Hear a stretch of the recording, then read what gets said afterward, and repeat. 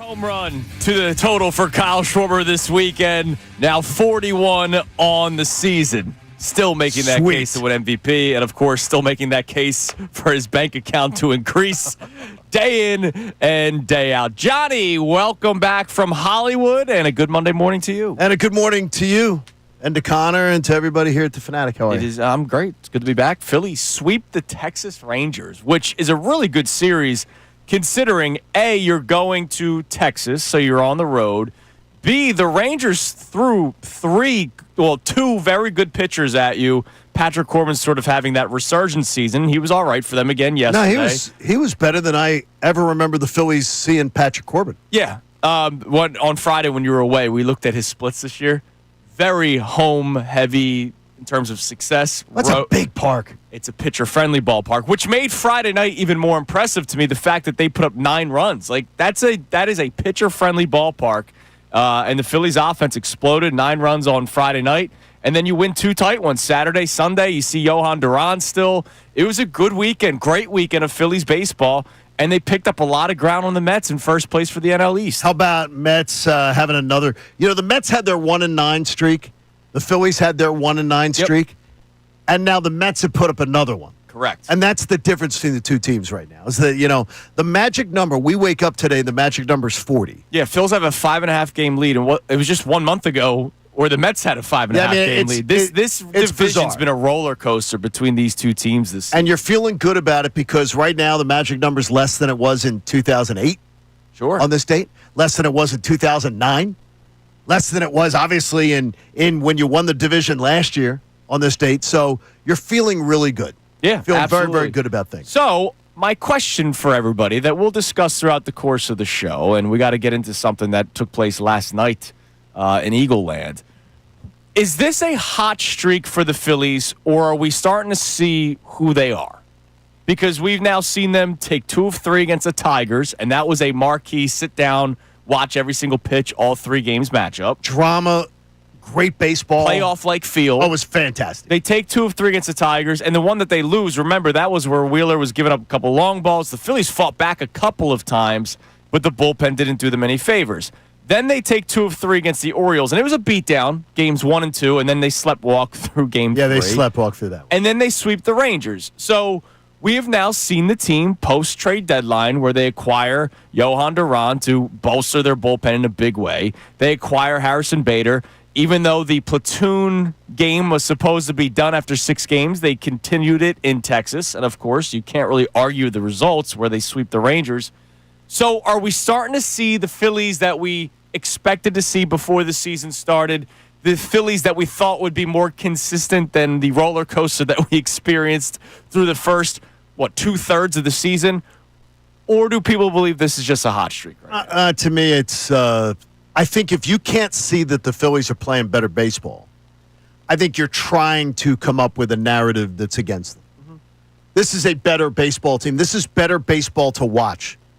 I'm watching a better baseball team. And the number one thing that sticks out to me, though, is and if I just take away the fact that Duran comes in here and obviously your bullpen then gets a lot stabilized. Right. So everyone gets slotted down in it. But if I take something else out, that the biggest thing that I'm taking away from this team is overall, for the most part, except the first inning yesterday, defensively, I'm having much less WTF moments watching this team. Absolutely. And I would like to give credit to a guy that I love to point out when he doesn't. I think Trey Turner has played the best stretch at short that I've seen him play as a Philly. He made a couple really good plays this weekend against the Rangers. He's been patient. Yeah. He's been he's been really, really solid. I just believe this team defensively has played a lot better baseball. And that's one of those things to me, Andrew, that just stands out as I want my team to be fundamentally sound, and to overall the Phillies, I think that really contributes, especially when you have great starting pitching. Right. That you're not giving teams 4 outs. Yeah, absolutely. And asking them to do more. So I think that's one of those subtle things. But if somebody's trying to indicate that the Phillies aren't a better team right now, or they're not playing better, I think you're just trying to come up with something. I mean, the only thing I'll still question is, can this platoon work for the rest of the way? I hate it myself. And look, again, so far, results-driven business. They've had results from it the last couple of days. That's why I asked the question: is this a hot streak? Because for the life of me, I still can't believe that this platoon is going to be something like all the outfield. You're platooning. I heard other than Castellanos so far. I heard DeRosa talking about it on MLB Network. The idea of the platooning and Rob Thompson's platooning, and just saying is that people will say, "Well, it's working," but he says, "But what you can't say in that regard is, would it work at the most critical times when you're playing the best teams in the postseason, when the bats matter the most? Is that what you want to be doing?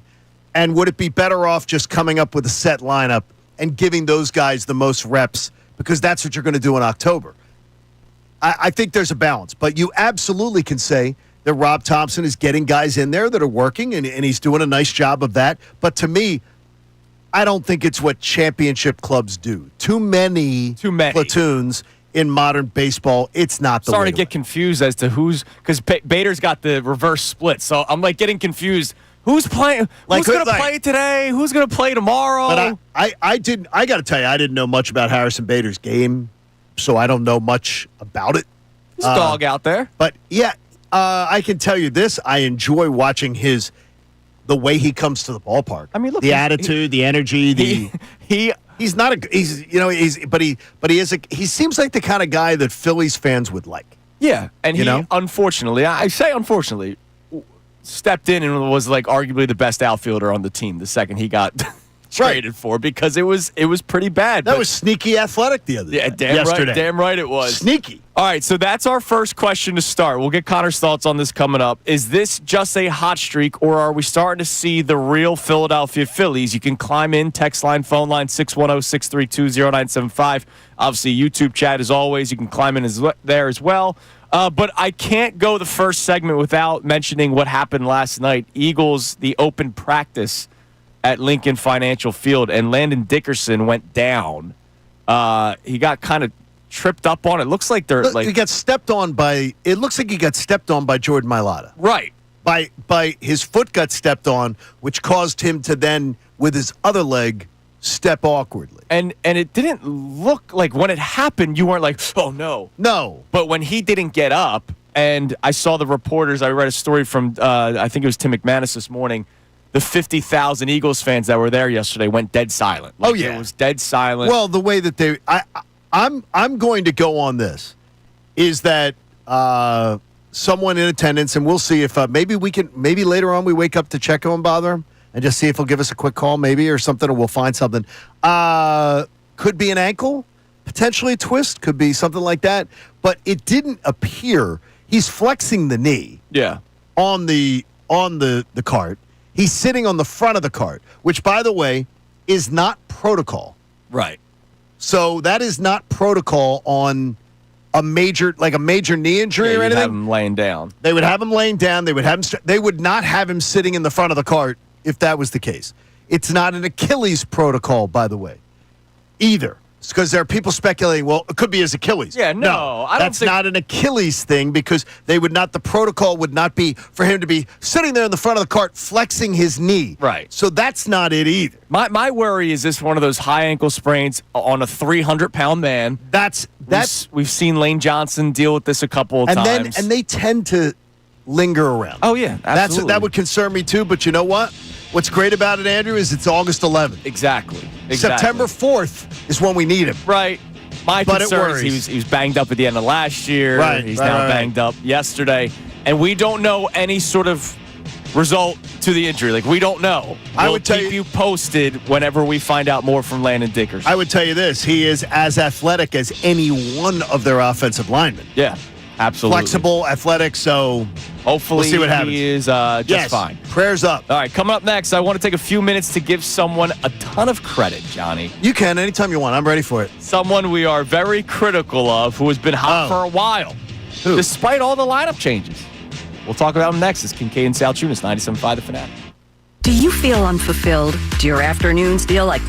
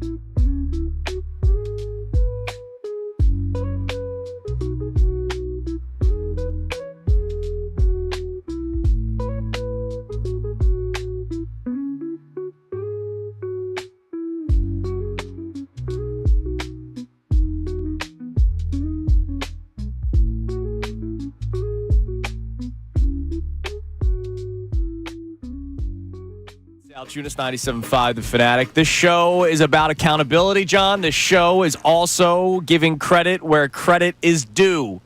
Few in sports talk radio would ever walk that rope. What's that? Giving people credit when credit's due, despite being critical of players. Yeah, sometimes. There's people that refuse to do it. I'm somebody that is man enough to do it. Right. And Brandon Marsh deserves a lot of credit right now for how he's been playing baseball.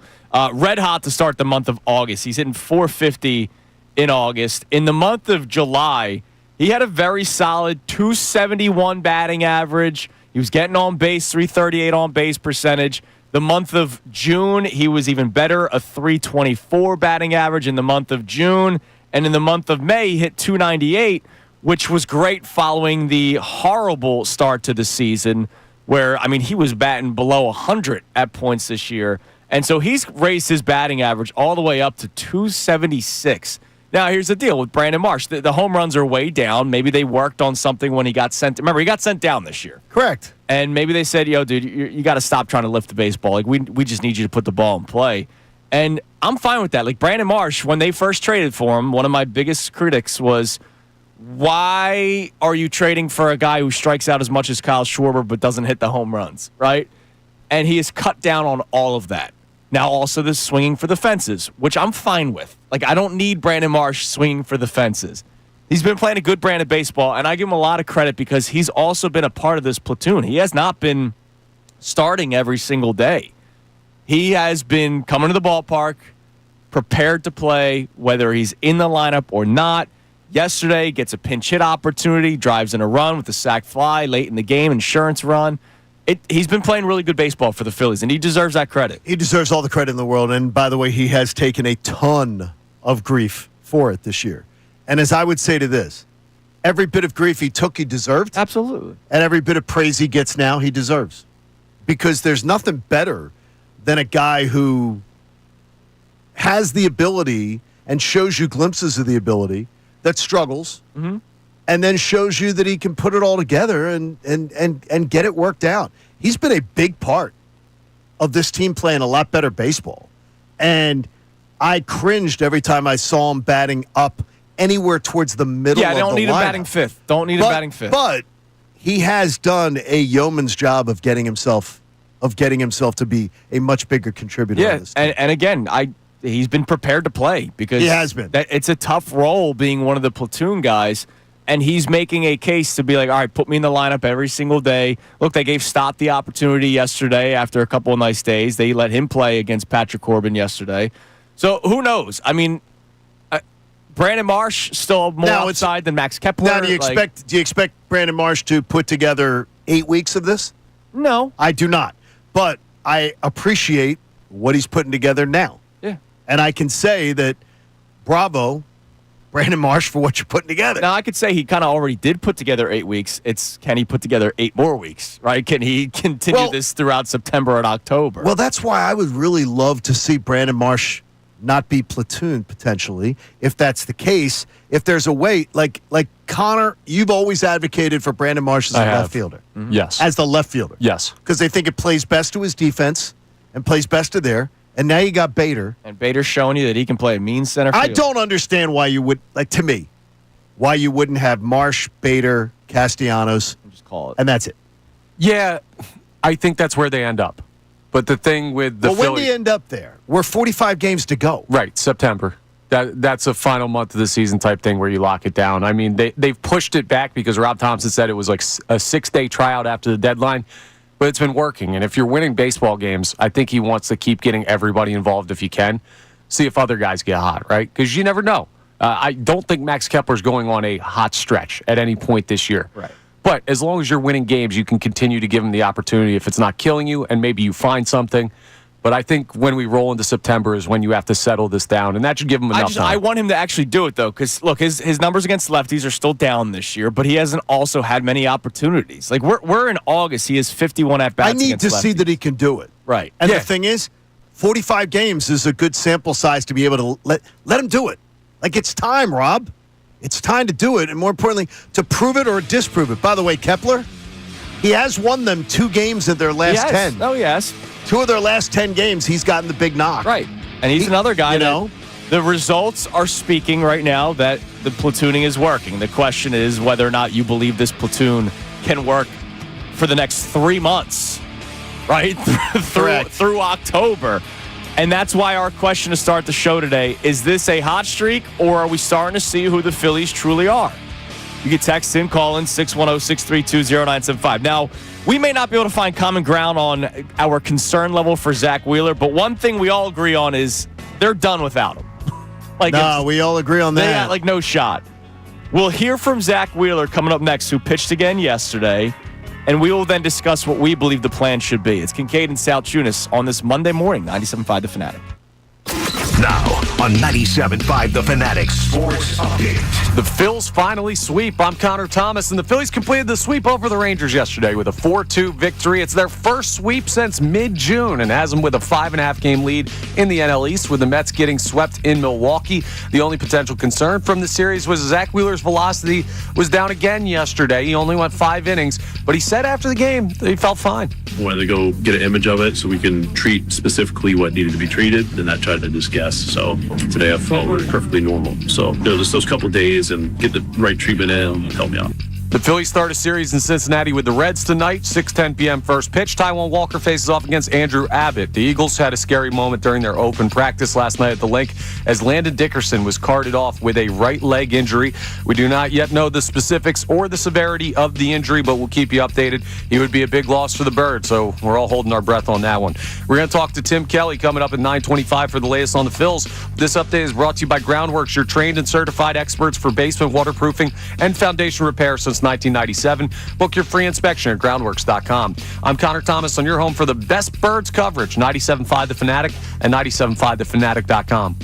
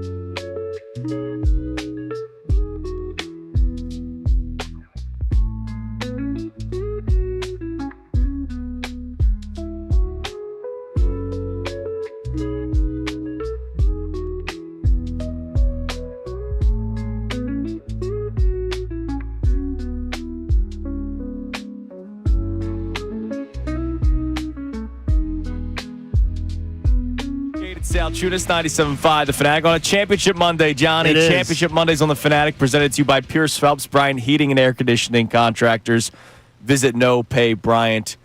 I was thanked. You were thanked? On the beach 2 or 3 weeks ago that I continue to say championship. I love it too. I love it that the road to the repeat too, which Hell yeah, man. which we didn't do enough of. We need to have more of that road to the repeat. I've heard it elsewhere already. By the way, unfortunately. So I was telling you is that it means that it's funny is I star watched the other day at breakfast in L.A. Well, in Toluca Lake, which is like outside of Hollywood. Went to breakfast and I said to you, now the two people that I saw at breakfast, they're bigger to you than they were to me. Yeah. I'd have put a John saw Queen Cersei. I saw Queen Cersei at breakfast. No way. Yeah, she was at breakfast. By the way, Connor, now Christina was at Love's. That beautiful woman. Yeah. And like track pants and like yoga pants and she's like she was gorgeous. Yeah, she's comfortable. Absolutely beautiful. And then Howard Hamlin. Howard Hamlin from Better Call Saul. So like that's two monster shows. I obviously Saul not as big as Breaking Bad, but it's the spinoff. But you go to Patty's in Toluca Lake if you want to star watch, if anybody's going to Hollywood. Go to Patty's for breakfast or lunch and you are going to see stars. Yeah. No matter what time Crazy you go. thing is Queen Cersei said, "Oh my God, you're John Kincade." No, she didn't. She didn't say she didn't say she downloaded. I told her though, download the app. I thought. No, I didn't. Okay. I did not say hello to her, but I did get introduced to Howard. That's nice. Because the person I was with knew it, so it was good. So That's good work. That's very good. So That's cool. I'm glad you had fun, man. it was fun. All And right. and Drew Carey says hello to all of you. What's up, Drew? Hey, Drew. So Go Birds. just a note. June 29th. We'll next year, we'll all remind remember this. I'll John. remind you next year, June 29th, we will watch The Price is Right. Yeah, we'll remember something 10 months from now. No, I'll make sure that I can't remember remind. something tomorrow. June 29th, we will watch next year. That'll end up being on the countdown clock soon. All right. It already is. So before we get into this Wheeler discussion, one random note from yesterday's Phillies game. Yes. I need somebody to explain this to me. Somebody. Oh, I think I know where you're going. What is it? Is it the sack bunt 3-0? Yes. So you got a runner on first base in the ninth inning. I'm pro sack bunt. Like Like this team, a small ball lives sometimes. 3-0, though? A 3-0 count. I 3-0? got Edmundo Sosa dropping down a sack bunt. And Why? right away, I'm looking at the count. I'm like, wait a minute. What's going on? rewinded my TV to make sure NBC didn't have like the wrong graphic. I was like, oh, no, it was a 3-0 count. Little League World Series, they're not doing that. What are you dropping down? Take What's that one. about? Take Yeah, that one, was dude. weird.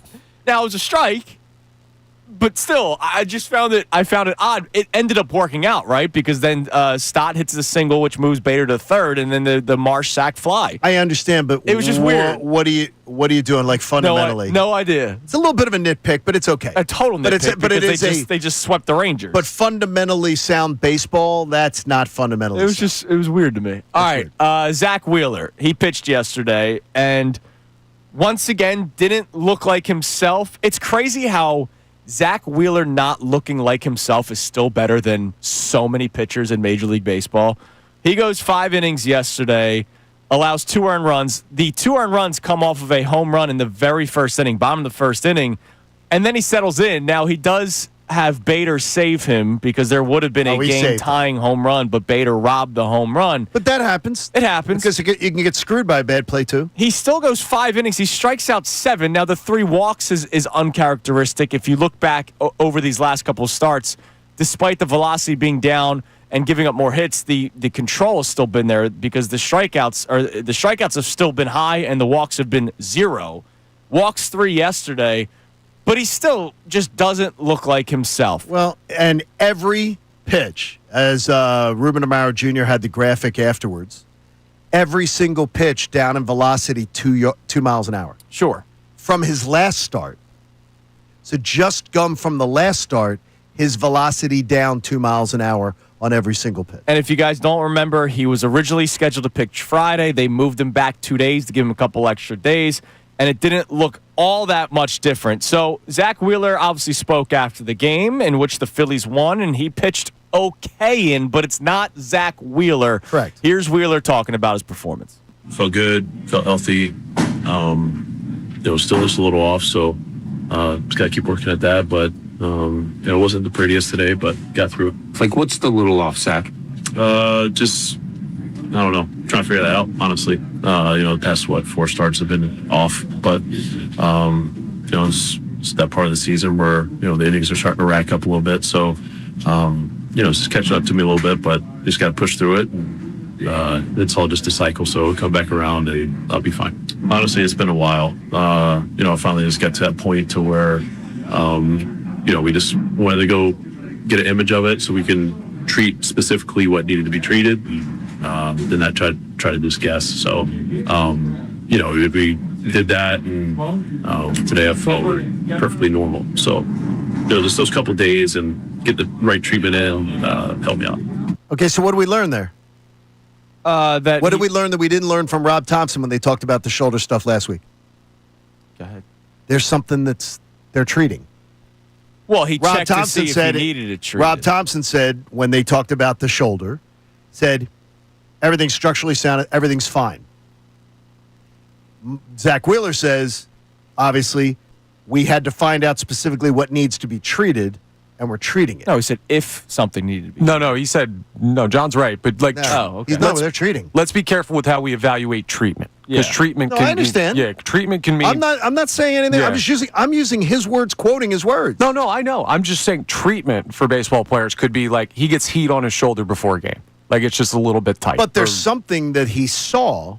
Well, he was when more they sore. did the thing that they said they knew specifically what they have to treat, so they saw something. Well, they got the imaging to see like how serious it was. What's inflamed? Maybe they just said, "Hey, you need like a little stim before games and stuff like that." So a protocol that may be a nothing, but the velo drop is not a nothing. 2 miles an hour from the last start. And so you and I are on the same page with this one because I saw it in your email. You sent Same me for church, topics. different pew, probably. Right, but no, in terms of the how to handle this, like they should put him on the shelf for just shut him down for 10 days for 2 starts. Yes. Because here's the deal: you now have the luxury of a 5.5 game lead over the Mets, and luxury aside, Zack Wheeler not being Zack Wheeler in the playoffs, this team's not winning anything. So give him the 2 weeks off. In 2022, they gave him a full month. Give him 2. If he needs an extra week, all right, go for it. Because I think that's best for him. We've seen it. He mentioned the innings are racking up. It was this time in 2022 when they gave him the month off. I don't know why they would not do that again. I think now that we have even more information, they pushed him back 2 days. It didn't look all that much different. Again, he wasn't bad. It's just it's not him. Nationals, he would miss a National start and a Mariners start if they started today. Put him on today. He misses a game at the Nationals this weekend. And by the way, who's coming back next week? Or this week? Aaron Nola will start a game against the Nationals this weekend. Yeah, and then the Mariners, and then against the Mariners, you miss a start of him. You don't have to send anybody down. You put him on the IL for 10, 15 days. Aaron Nola takes his spot. When Wheeler's ready to come back, that's when you send down somebody. And you let Nola get 2 starts under his belt to see what he's got. Yeah. Like to me, I don't even think it's overthinking it. Like to me, this seems like this should be the plan. More importantly, this is something that got Salciunas and Kincade to unify on the Zack Wheeler issue. Like we've been not diametrically opposed, but we've been definitely sort of opposed on this, and we are absolutely lockstep on this. Yeah. The next 2 weeks is your opportunity. 7 against the Nationals, 4 on the road, 3 away. 4 away, 3 at home. 3 at home with the Mariners, and 3 with the Reds on the road. This is the time to do it. I said from the very beginning, the reason why I was not overly concerned was because I knew that this could be a play. The question is, are they gonna call this play? Well, the one thing I knew was from the beginning, and I thought where I agreed with Ricky, there was something going on. Sure. There's something going on. And we've seen it go on 2 of the last 3 years. We've seen him need, whether it was going to the 6-man rotation a couple years ago, right, whether it was shutting him down for a month. He needs this. So what are you pushing against? Let him do it. I wonder if this is Zack Wheeler's pride. Could be. Of not wanting to do it, hearing some of those statements. Could be. Because he's a competitor, dude. Yeah. Let him have a break right now. I need you to compete in October. Right, we need you in October. All right, you got the 5.5 game lead. You built yourself a little bit of a cushion. You don't think the Cy Young's playing into it, do you? Because I think that ship has sailed. Well, I think Christopher Sanchez honestly has a better shot. Yeah, even though I don't think anyone's taking down Skeens. That guy's a Could not beast. be, baby. All right, coming up next, we'll check our text line, 610-632-0975. The question for you to start, is this just a hot streak, or are we starting to see the true Philadelphia Phillies? We'll check out the text line coming up next. We got some Eagles stuff to get into in the 7 o'clock hour because we have, like, the biggest story in the NFL coming to town. It's Kincade and Salciunas here on 97.5 The Fanatic. Philly fans, you are the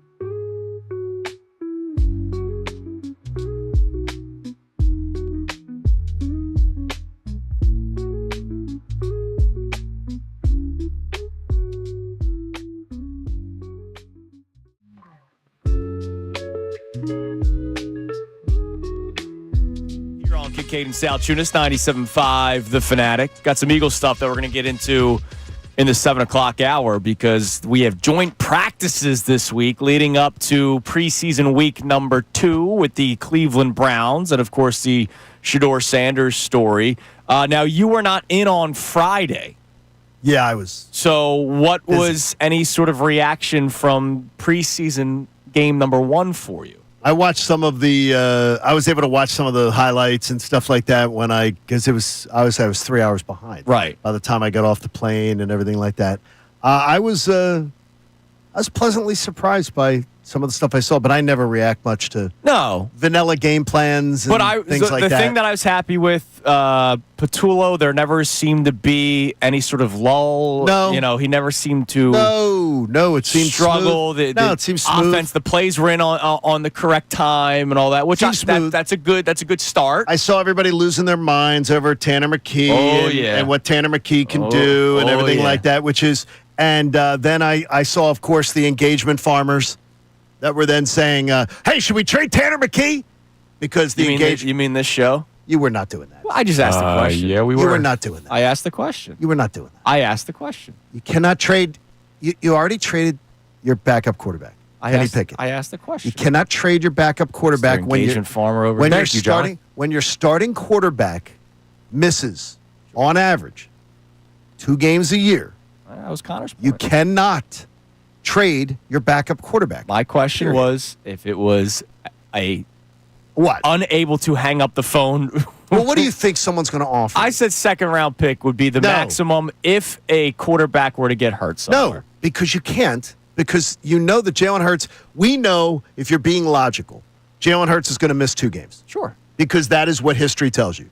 You cannot with a team that is look, when you win the Super Bowl, you're the only thing good enough is to get back. Yeah. You cannot say we're going to go into the season saying we do not have a competent You don't believe in back. Dorian Thompson-Robinson? No, I do not. DTR? No, I believe in Dorian Lord Callison. Thank you, Johnny. You'd have to Google that one. I would never, ever in a million years Trade for Kirk Cousins. No. I'm giving Johnny the voice of reason tag for this segment. I appreciate seriously, that. I want to win a Super Bowl this year. Yeah, that sounds and nice. I know that Jalen's going to miss a couple games. It's just I'm going to assume that because of the way he plays, that he's going to get dinged up, whatever it is. I want to know that we got Tanner McKee in there. And by the way, when I see Tanner McKee play like that with the backups, you look good. Then I know, and without the starting offensive line, I know what he can do. By the way, our man DeCecco with Darius Cooper.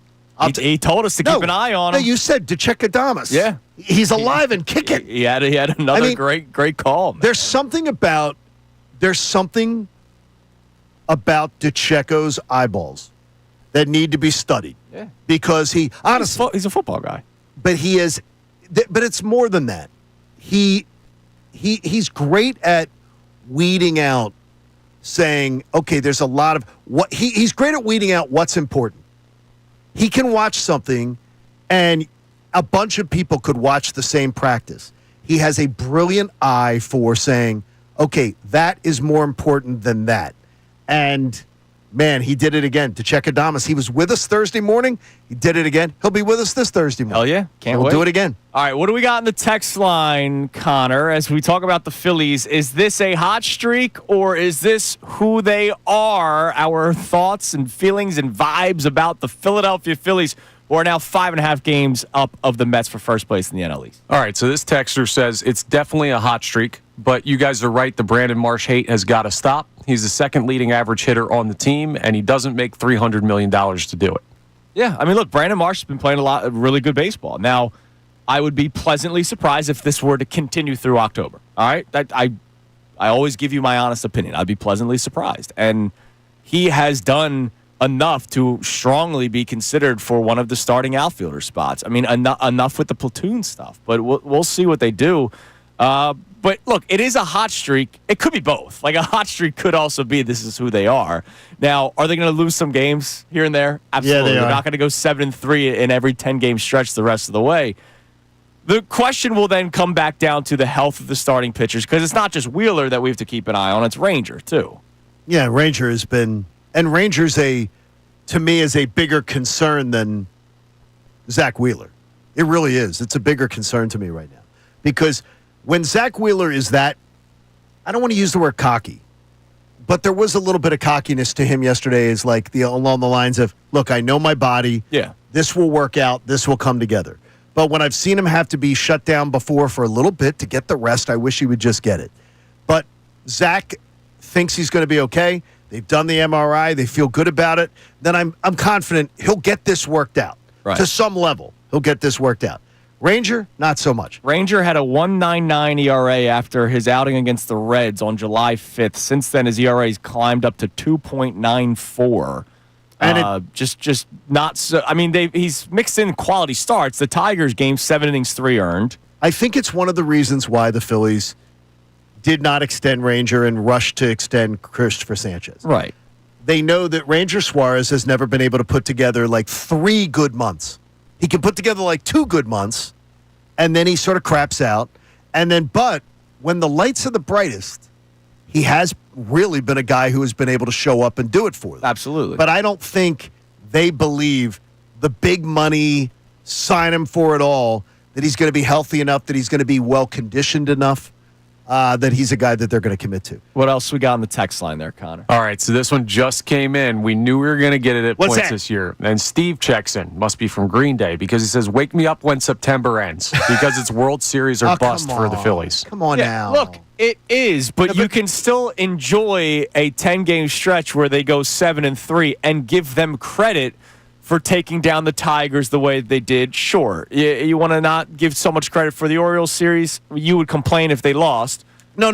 When you win a series in baseball, Celebrate it. Seriously, like when you win a series in baseball, you're not complaining. Don't complain. Right, and then you sweep the Rangers. That was a good sweep. That's a big That was sweep. A really good That's sweep, a number man. 1 ERA team in baseball. Yeah. Like, that's a big win. That's a place you played like crap as an Since organization. they had not won a game in Texas since 2014. They were saving them all for this series. Yeah, That's they a smart won. They move won by all them. 3. I mean, look, I get it. It is World Series or bust. I totally understand it. And we had So these you don't enjoy the weekend? Right. We had these conversations when the season started that we knew this was going to be a topic throughout the entire season. I apologize to the people I flew home with on Saturday night that I did clap on the plane a few times as When the it Phillies landed? were making the comeback. You're hooting No, and I'm not. hollering? I am not a clapper when the plane lands. Thank God. I don't clap when the waiter brings my food to the I don't think table. I've ever clap seen- for that. I've never seen the waiter clap. Have you ever seen? Well, have you ever No, seen? hands are Why full. are people clapping for the plane to land? You're just happy It's the we landed. stupidest thing I've ever heard in my life. I'm happy when we land. I It's like what living. why are you clapping for the way? I don't want to die. I understand that nobody wants to die. Living's kind of cool, man. The pilot fan base has gotten soft. Coming up next, we'll reset much our praise. topics I about agree the with you. Phillies, but also Eagles talk. Preseason week number 2, and we get to welcome one of the biggest stories of the preseason into Philadelphia. It's Kincade Salciunas, 97.5 The Fanatic. Now on 97.5 The Fanatic Sports Update. The Phillies take all 3 in Texas. I'm Connor Thomas, and the Phils completed their sweep over the Rangers yesterday with a 4-2 victory. It's their first sweep since mid-June, and now has them with a 5.5-game lead in the NL East, with the Mets getting swept in Milwaukee over the weekend. The only potential concern that came out of the series was Zack Wheeler's velocity being down again yesterday in his start after getting pushed back a couple days. He only went 5 innings, but he said after the game he felt normal. Wanted to go get an image of it so we can treat specifically what needed to be treated and not try to just guess. So today I felt perfectly normal. So just those couple of days and get the right treatment in help me out. The Phils will start a series in Cincinnati with the Reds tonight, 6:10 p.m. first pitch, a little earlier than normal. Taiwan Walker against Andrew Abbott, the pitching matchup. The Eagles, well, they had a scary moment during their open practice last night as Landon Dickerson was carted off with a right leg injury.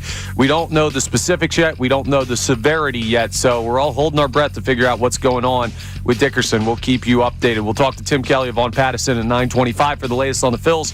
This update's brought to you by Rapid Radios, their instant push-to-talk walkie-talkies with nationwide LTE coverage for a limited time.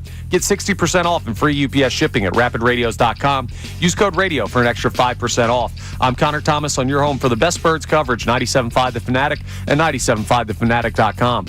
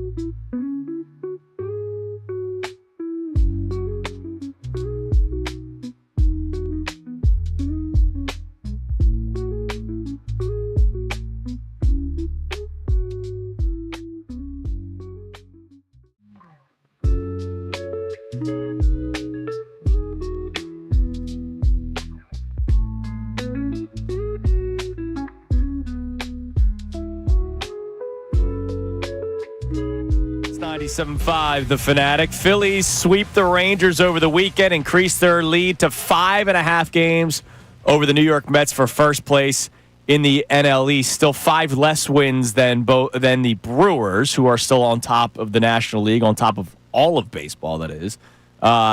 Identical amount of wins with the Los Angeles Dodgers because, look, let's face it, we're not just looking at the division. You could potentially get one of the bye rounds, and as we have talked about, as we've talked about a couple of times, the teams that have the bye don't win. That's false. That's not a real. Last year's World Series had 2 teams with a bye. Houston beat the Phillies in the World Series with a bye. Teams with byes managed to win the championship. And if we're talking about Zack Wheeler and Ranger Suarez maybe hitting a point in the season where they could use some rest, that would also be beneficial to the team. And don't you want to set up your rotation so you can be, okay, you got the first 2 games at home, so you're going Wheeler-Sanchez.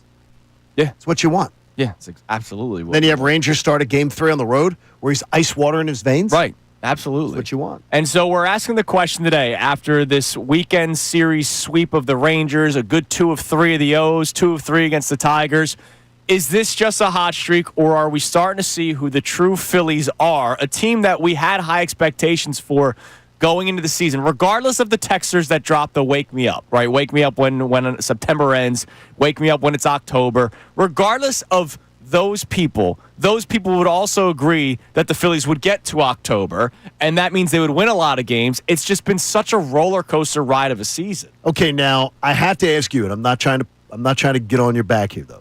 Did you really lose that much faith, or did you have that much faith in the Mets? I thought because I can't believe that happened when I was out. I liked their lineup, and we debated that at the beginning of the season. Like, I liked their lineup. And I thought adding 2 bullpen arms to already having Edwin Diaz, which is a great bullpen, would help their starting pitching that, as I've said all season long, would be their kryptonite. I can't believe they didn't add a starting pitcher at the deadline. I thought that was a monster mistake by the Mets. But Cubs didn't either. I thought that if their rotation that has done well enough for them this year could pitch 5 innings, that their bullpen would be able to shut the door down the rest of the way. And I thought their bullpen would be more consistent. Because I stand by it. I still don't feel great about Strahm and Kerkering. Like, I don't. I feel great about one guy. All right? But I feel really good about that guy. I feel really good about that guy, but you have to get to that guy first. And I still have questions about this lineup, which is why we asked the question of whether or not this is a hot streak. Like, the Mets, they will make it close again at some point. We know that. Like, the Mets, I don't believe it. You think the Mets will continue to flounder? Yes. And fall apart? Yes. Like, to the point where they might miss the playoffs? I told you that I don't think that the division was going to be close.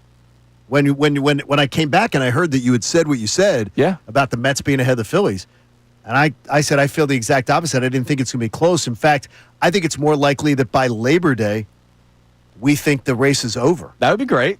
I would love that. 3 weeks from today, the Phillies wake up, it's Labor Day. I think it's far more likely that we consider the race over on Labor Day than it being a nail-biting race the last week. Like, far more, I would go 3-4 times as likely that's the scenario than we're nail-biting the last week. 3 things about Kincade and Salciunas, this show. 1, we hold ourselves accountable. We do. 2, we give credit where credit is due. We do. 3, we like to be wrong. Yes. When it means our teams benefit from it. Yes. Like poor Haley. I'm terrorizing Haley, and I told her. Oh, yeah, because she said the season was over. I told her. No, she said that the division was over, and that they weren't going to win 90 games. And I told her the night she made. She said they weren't going to win 90. Yes, she said they wouldn't win 90, and I said, and the night she made the tweet, I said, I want you to know, I'm going to terrorize you. Yeah, that's an opinion about this tweet. And I'm going to, because I love you, and I do, we love each other as a family here, I'm going to terrorize you about this tweet because this is the most knee-jerk, ridiculous tweet that I could ever imagine.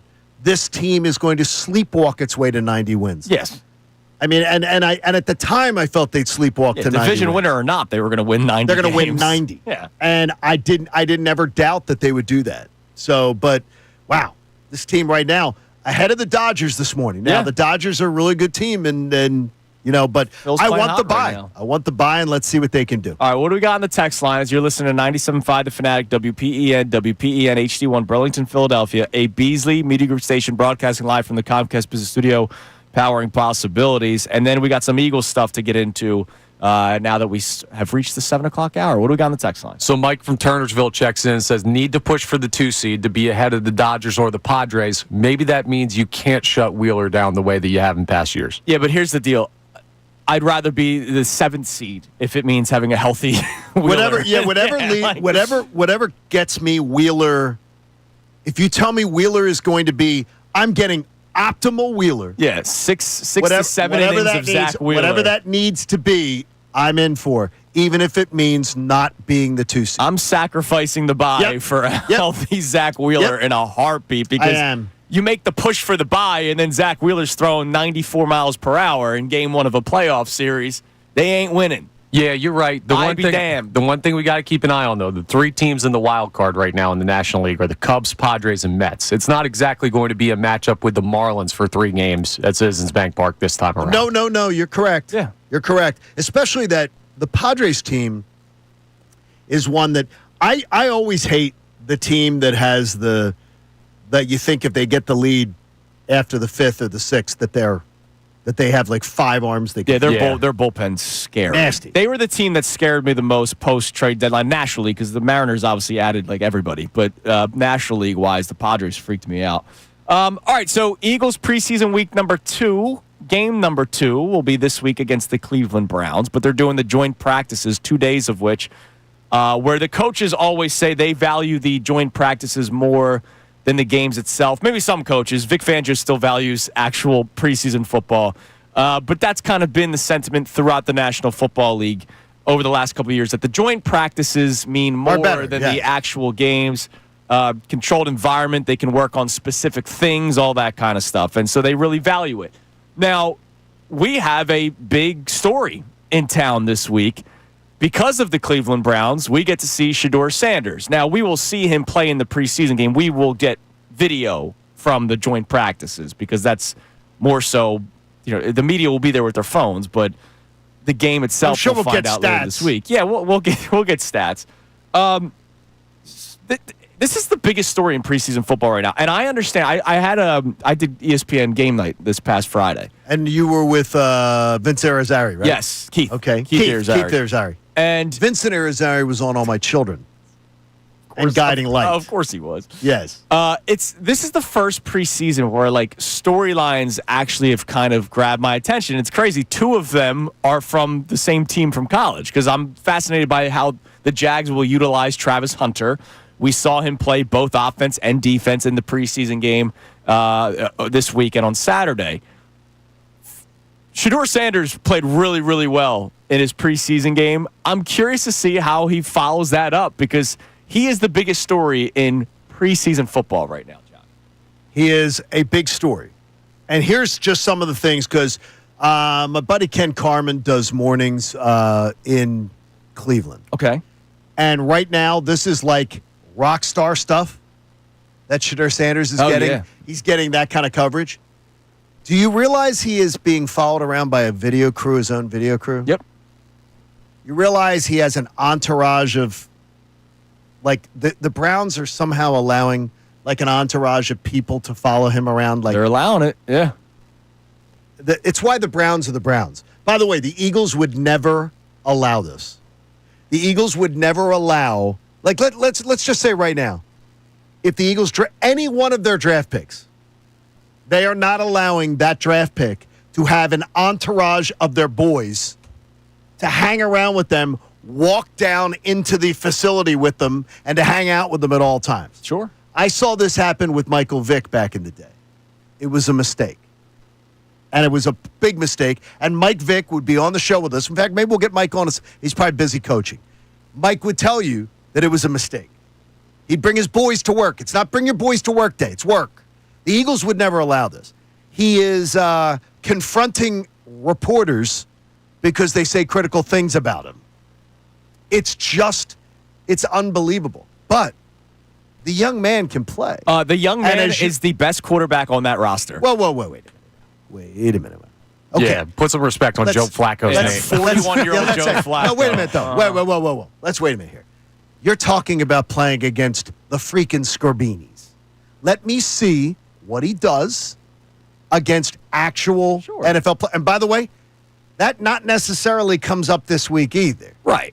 Now, in the joint practices, We'll see how it is. if he's getting real snaps because of the quarterback injury situation. Well, yeah, the reason why he started, Dylan Gabriel was out hurt, Kenny Pickett's been banged up, and Joe Flacco didn't need to play in the preseason. During the joint practices, Flacco will practice. Yeah. Will Pickett his hamstring be good enough that he'll get a lot of the snaps? If Shador Sanders goes up against the Eagles' number one defense, then I'm going to get a little bit of an idea what Shador Sanders is all about. Absolutely. But you and I both said it. It was an absolute freaking joke that this young man went in the fifth round. I was totally fine with him learning the lesson, falling out of the first round. I didn't even think he was worthy of the number, remember Mel Kiper at one point. No. Oh, this guy, a top player in the draft. I was fine with him falling out of the first round. I thought he should have been a second-night pick. When he fell to the fifth round, I was like, what the hell is going on in this league? And I said before day 3, the Eagles should grab him. You did, yeah. Grab him. Take him. So I'm not rooting against him. But then I watch the crap that's going on in Cleveland, and honestly, it makes me want to root against him. All right, so that's fascinating because I doubt you even looked at the show sheet because Nope. who does? Nope, makes me want to. Coming up next, I have that exact question written down. Yep. So, Shador Sanders is obviously the subject matter at hand, but let's forget Sanders for a second. Let's just say it's anybody that has everything that John kind of talked about. Friends are coming to work, the camera crew, it's the life of Shador, but let's try to move Shador Sanders' name out of the conversation, especially because I know a lot of people have the Deion Sanders hate, especially here in this city when it comes to the Sanders family. Does stuff like this make you almost want to root against someone? I want to hear from Philadelphia fans on this. Forget Sanders, the name, for a second. Climb in at 610-632-0975. We discuss this next on Kincade Salciunas, 97.5 The Fanatic. Ricky Bo.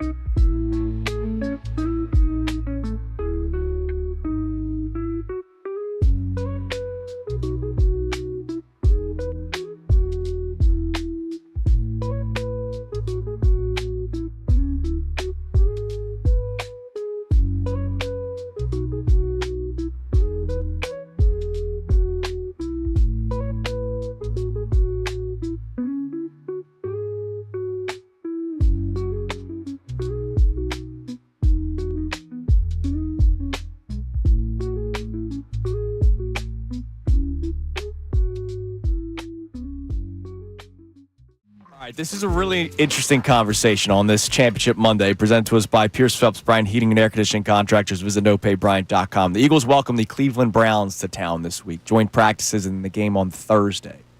And the Eagles will be welcoming Shador Sanders. Now, the reason why I want the Sanders name to be out of the conversation is because I know that people hate Deion in this city. Well, I don't understand why people hate Deion. That's I mean, I understand is that I can tell you this is that I used to work with a guy named Jamie Dukes. He was an NFL offensive lineman, great dude. Worked on the same radio station for many, many years in my career. Sure. His best friend was Deion. Deion and him were best of friends. So I got to spend some considerable time with Deion off air, things like that. When I tell you Deion's a great dude, he was a great dude. But he's a great dude. But so that's off camera. I got you. And you have had the opportunity to meet him, whereas Correct. I imagine 99% of Eagles fans have not had the chance to meet the real Deion Sanders. I got you. I'll use an example. Remember LeVar Ball? Oh, yes. I talked to him once. And you came away with a very positive... Normal dude. And you came away very positive, right? No, and I literally said to him, I was like, man, I think it's great what you're doing for your kids because you're trying to put them in the best position to succeed. He goes, yeah, man, it's all an act. Like, he's like... So you did feel that way? Yeah. No, he straight up told me. No, but you did... No. You did like the act. I was fine See, as with a it. father... I knew what he was doing. See, as a father, I hated it. Sure. As a father, I think that's exactly the opposite of what you do for your kid. He got all three sons in the NBA, and one of them did not deserve to be in the NBA. See, I think what you do for your kid now he's got a great musical career ahead of him. I think what you do for your kid is you let your kid live their lives. You get the hell out of the way. You give them the skill set. You don't try to guide your kid's life. You let your kid live their lives. Sure. You know, So he's a So take the Sanders name out of it for a second. Right. But you said literally a topic that I was writing down. Do you root against somebody that has the pomp and circumstances we'll use surrounding their career when they haven't necessarily earned it yet? Like he's played in one preseason game. So it's one thing if LeBron James entering year, whatever this will be, 20-something, has a camera crew following what could be his last season, right? Like, what if that's the case? Like, The Last Dance. That's Michael Jordan, so he deserves that kind of coverage. Shador Sanders has not done a damn thing in the NFL to maybe have this going on around him. But it's about whether or not he can play. For me, I ignore everything else. And I'm not – if he was here in Philadelphia, maybe it's a different conversation. Like Tim Tebow, my first year at the Fanatic was covering Tim Tebow. I was the guy that was in the back room anytime there was Tim Tebow audio because, remember, he was on the roster. He got cut before the season started. But I was on Tebow watch. If ESPN talked about Tim Tebow at NovaCare, CBS, Fox, local, I was the guy in our studio back here, 4Q, continuously rolling on audio of Tim Tebow because that's what was selling. By the way, I will tell you this, and I said it many, many times before, but not to you guys. The biggest player that I ever saw walk around with an entourage, because whenever people hear entourage, a lot of times people think it's a code word saying, oh, it's being used against the African-American athlete. Right. The biggest entourage I ever saw people globbing on and walking around with an athlete was Tim Tebow. How about that? At 2 different Super Bowls working Radio Row. He brought every boy that he ever had with him, globbing on with him for the trips to Radio Row, the trips to everything. Tebow always had the biggest hangers-on that I ever saw in my life. Well, once you count the 12 disciples, your numbers are already getting up there. Well, I swear to God, I think it was Matthew, Mark, Luke, John, and I think they drug out Lazarus and Barabbas, and everybody was with them.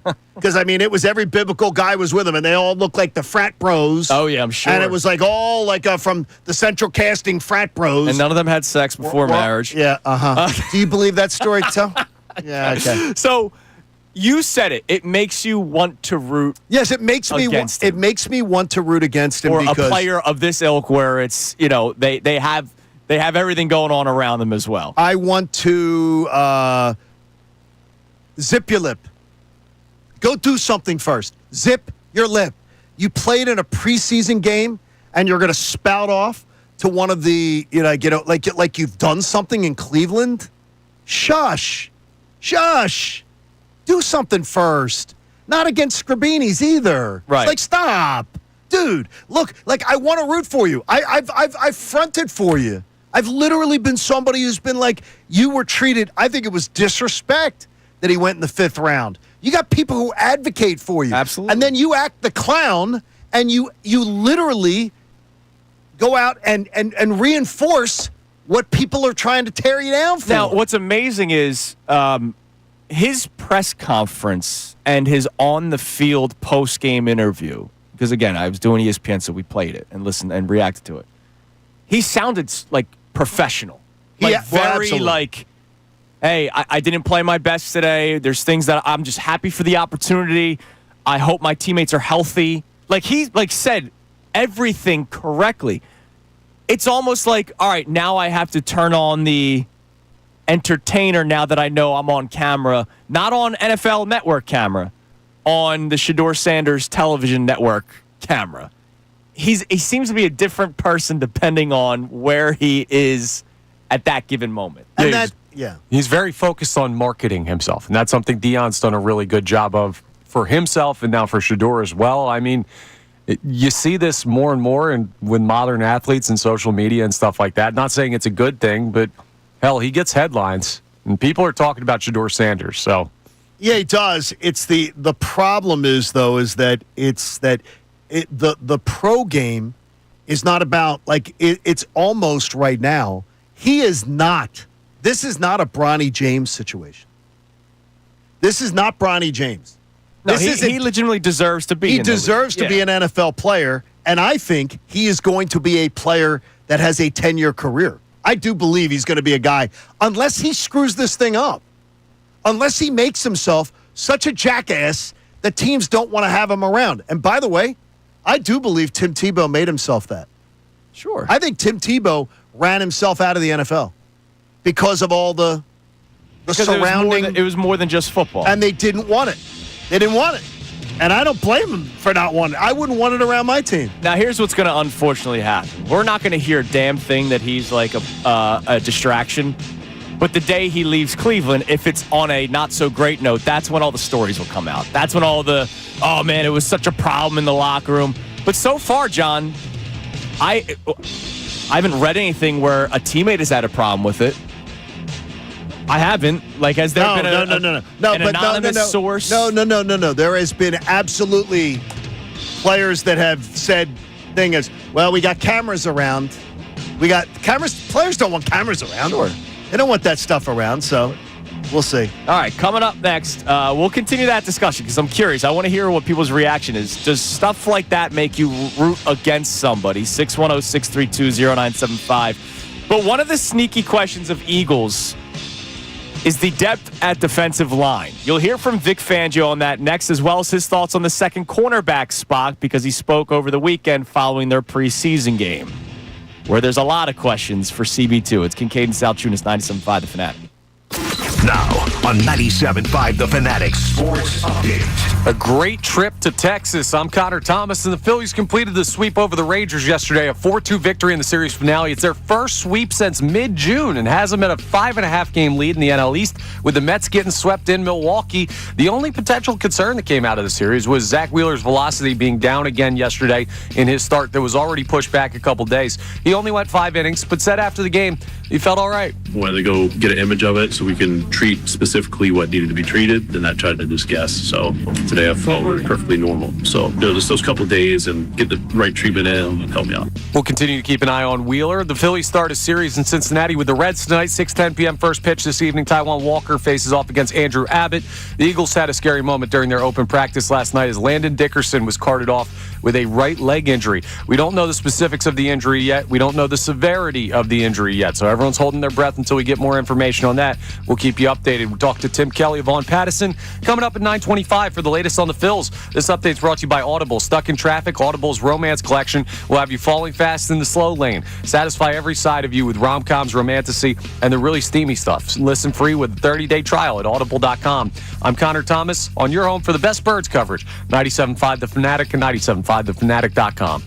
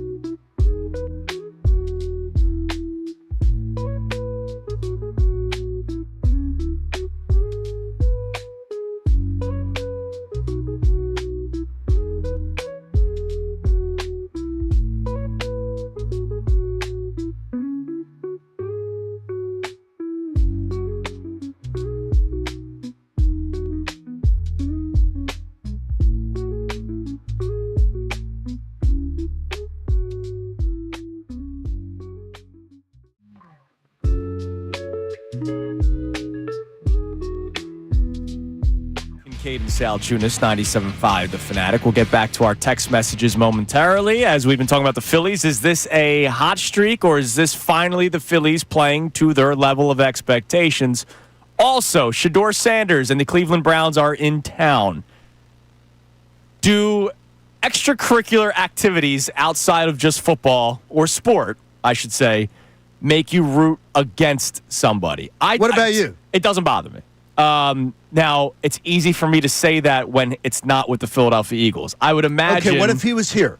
What would you think of it if this was the Eagles having to deal with this sideshow? Well, first off, I can assure you, the Philadelphia Eagles would never allow this to happen. I'll say this. They wouldn't allow it to happen if it was becoming a problem. No, they would. I'm telling you right now, they would never allow a draft pick, a first-round draft pick, second-round draft pick, to have their own media crew following them around or to have a player bringing their boys to work. I'm curious. Like you know what? They would never allow this to happen. I wonder if that, obviously there's a reason why he fell to the 5th round. I wonder if one of the questions was like, hey, are you going to continue they were marketing yourself, right. recording yourself? No, it was. Okay. It was in his team. Do you remember everybody remembers the Michael Sam story? Yes. And everybody brings up the fact that Michael Sam, well, he didn't get drafted because he was openly gay. That's the reason he didn't get drafted. Teams didn't want to touch him because of the fact that he was openly gay, and that was going to be it. That's a bunch of crap. What was part of it was teams asked, are you going to continue with the documentary? Sure. We don't want that around our team because we don't have cameras around our team. We don't allow players to do those individual things. And that took him off teams' draft boards. There were teams that would have taken Michael Sam if he didn't do the documentary. He was not willing to give up the documentary. Right. That cost him draft position. Right, and I looked it up because I just wanted to confirm. He was projected to be like a 4th-round pick. Sanders was, by some people, projected to be a first-round pick. No, like first overall. Well, that was Mel Kiper was probably the only one. People. But I mean, and I still think that's sort of absurd. But yeah, but I didn't see it that way. Maybe he'll prove us all wrong. Maybe he is that guy. Maybe, and he looked good in his first preseason. But to me, action. That's the thing is that if you got to be and first there are organizations. I'm telling you, the Eagles would never allow this.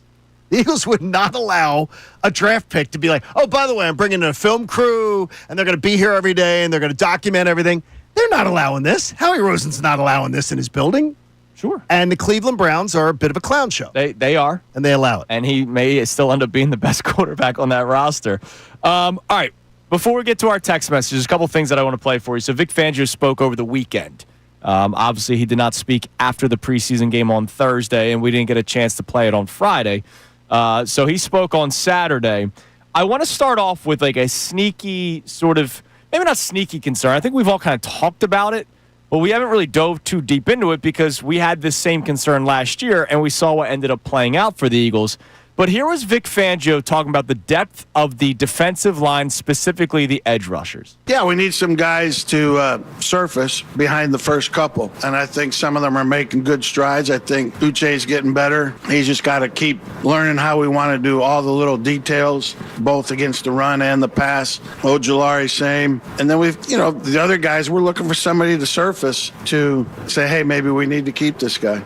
See, now this is where I get a little concerned.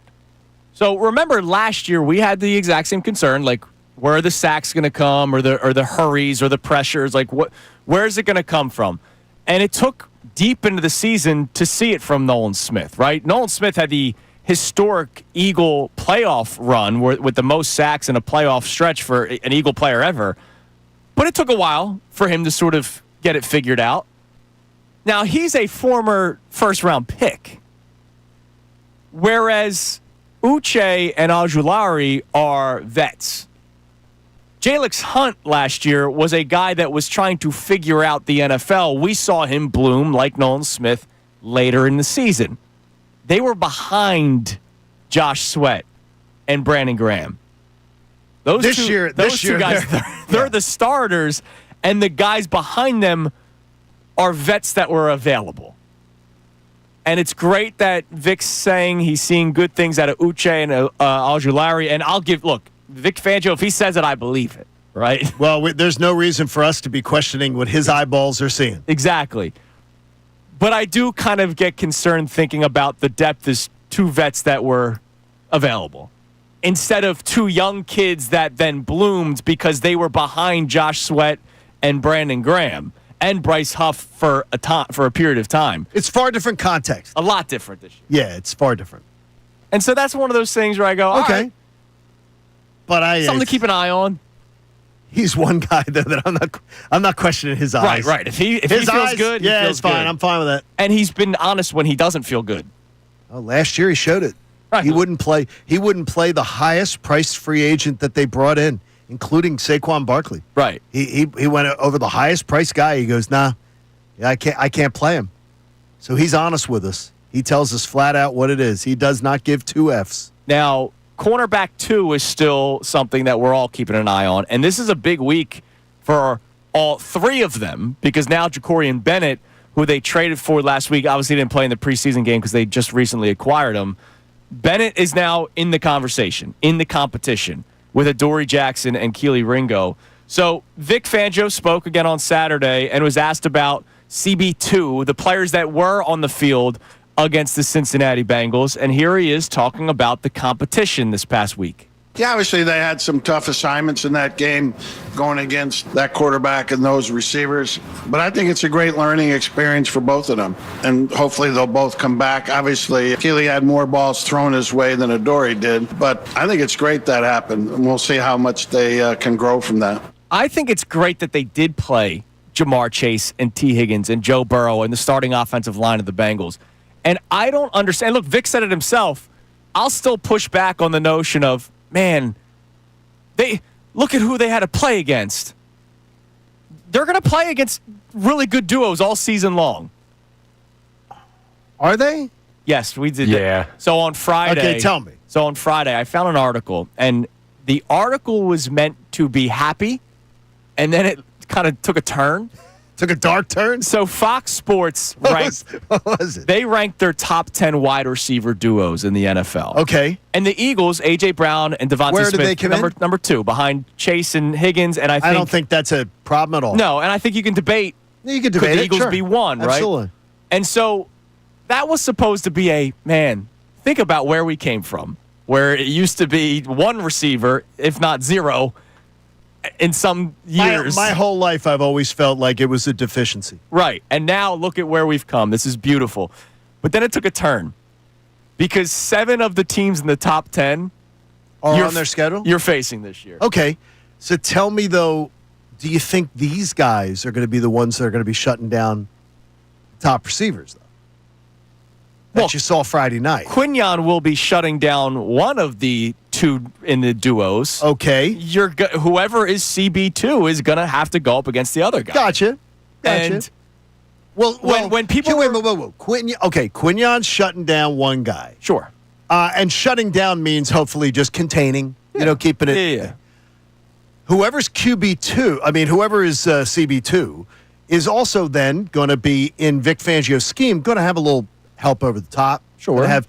He always schemes some assistance. The help over the top, which is a question within its own right. Well, at safety. Well, with also Sidney too. Brown versus Makuba. Okay, too. And then you've got, and Coop's in there, too. A very dynamic. Well, he's covering whoever's in the slot. Exactly, too. He's got his own duties. No, but I understand there is, they can do a lot of different things. I got to tell you, I walk away feeling really good. Like, I walk away. You felt good on Thursday night? I don't. Yeah, I'm not worried. I felt horrible. I'm not worried. I'm not worried as far as now. Show me more games of concern. Show me more real action of concern. Because again, you didn't game plan for Cincinnati. Sure. They played a vanilla defense, so you didn't game plan. Now Cincinnati didn't game plan for you either. Right. You're just saying. They got schooled. You're just saying those did. 2 corners. They did. You're saying raw talent on raw talent. And I got to tell you, raw talent on raw talent, I'm expecting it's exactly what I sort of expected. Now, you also think higher of Adoree Jackson than I do. I do. Because one thing I do know about his college game, I don't know about pro game, he was an athletic freak. Now, can it fundamentally between the ears translate? I don't know. I just think they made the trade for a reason, and We got a three-man. They race did. for no, they position. did. Oh, absolutely. Well, I'm not sure it's a three-man race. I think it's a guy that they're saying, please, Right. and then they're saying the other guys, give us something. Sure. All right, coming up next, it is amazing how much our opinions can change after getting more information. Let's revisit how we felt about Saquon Barkley 1 year ago, first going into the 25-26 NFL season. It's Kincade and Salciunas, 97.5 The Fanatic. The summer's here, and you know what that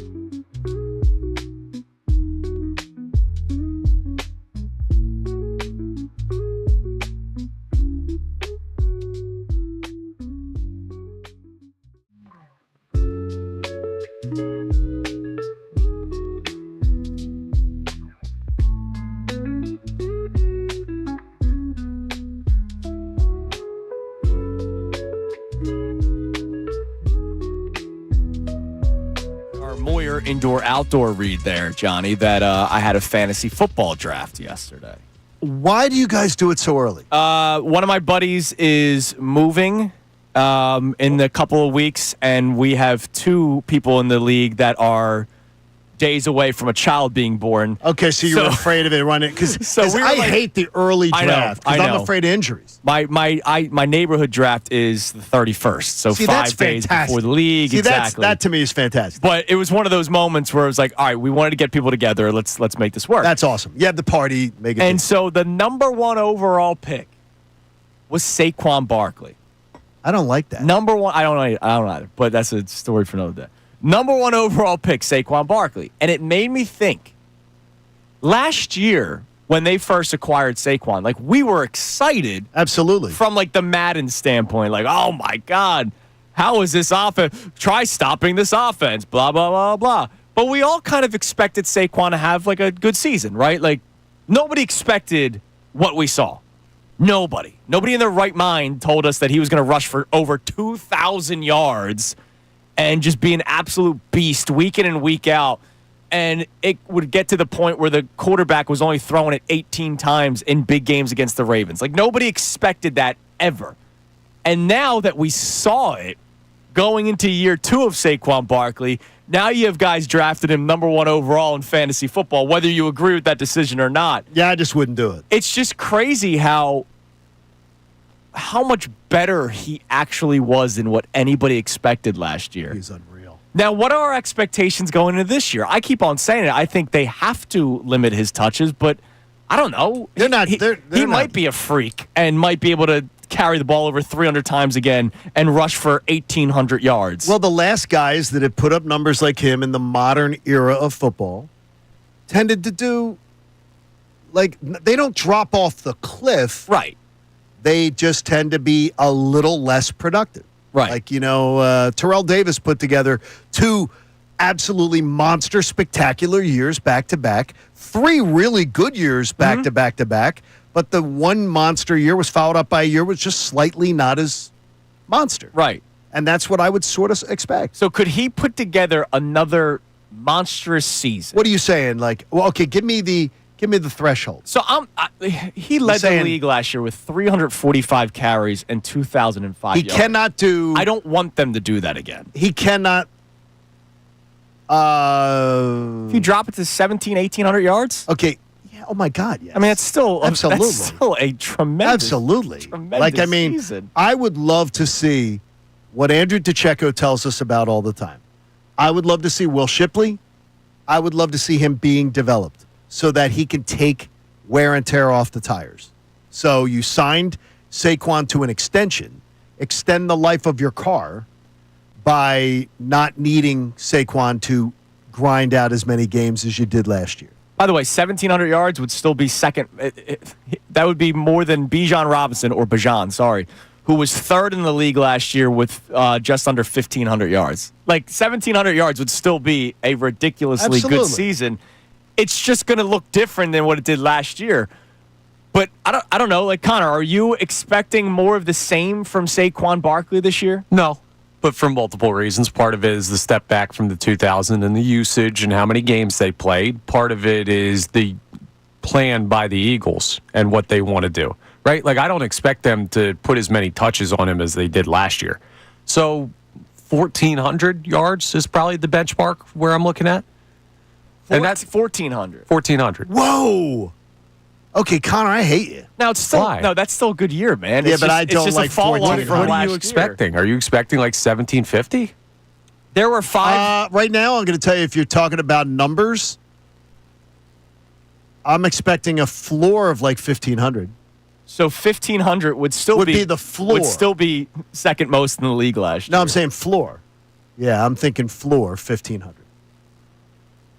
Because I believe they're going to lean on him that much, and I also believe that he has that with this offensive line and his breakaway ability and the way they wear people down.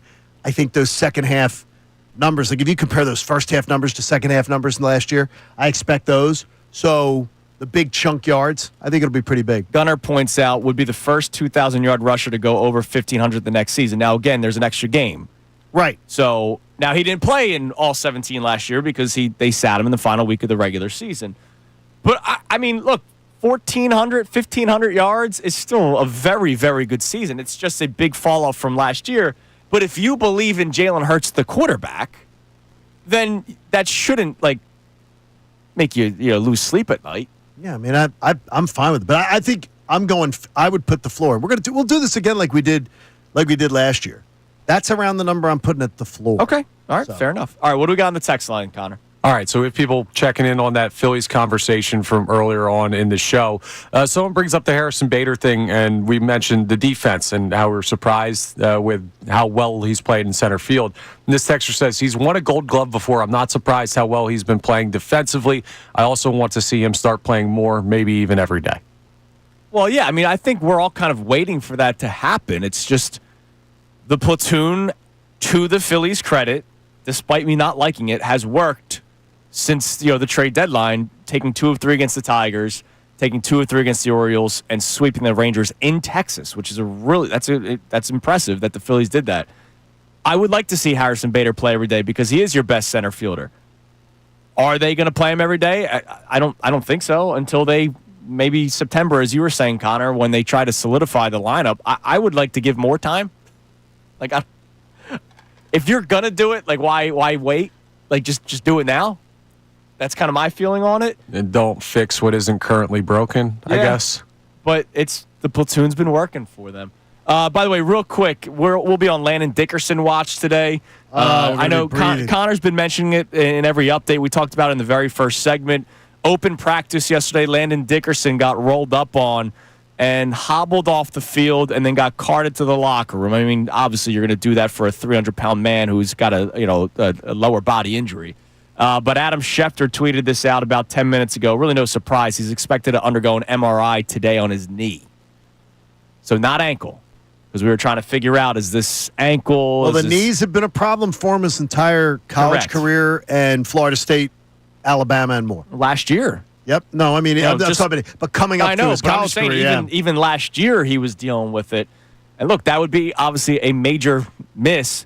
Now, we don't know the severity of it. It could just be, hey, put him on ice through the rest of the preseason. He's a guy that's obviously not going to be playing in preseason games, but just a little concerning because Landon Dickerson, as you mentioned, has had knee issues in the past, and now he's getting an MRI on it today, according to Adam Schefter. We'll be able to speak more about Landon Dickerson coming up at 8:55 with Dave Zangaro. By the way, not necessarily a bad thing. No. He could be, it could be a procedure that is a 4-week thing. Could be. Could be something like that. But then he would miss the start of the season. Sure, could be, yeah. Dave Zangaro is going to join us in about an hour, 8:55, obviously, to talk about open practice and the latest with Landon Dickerson.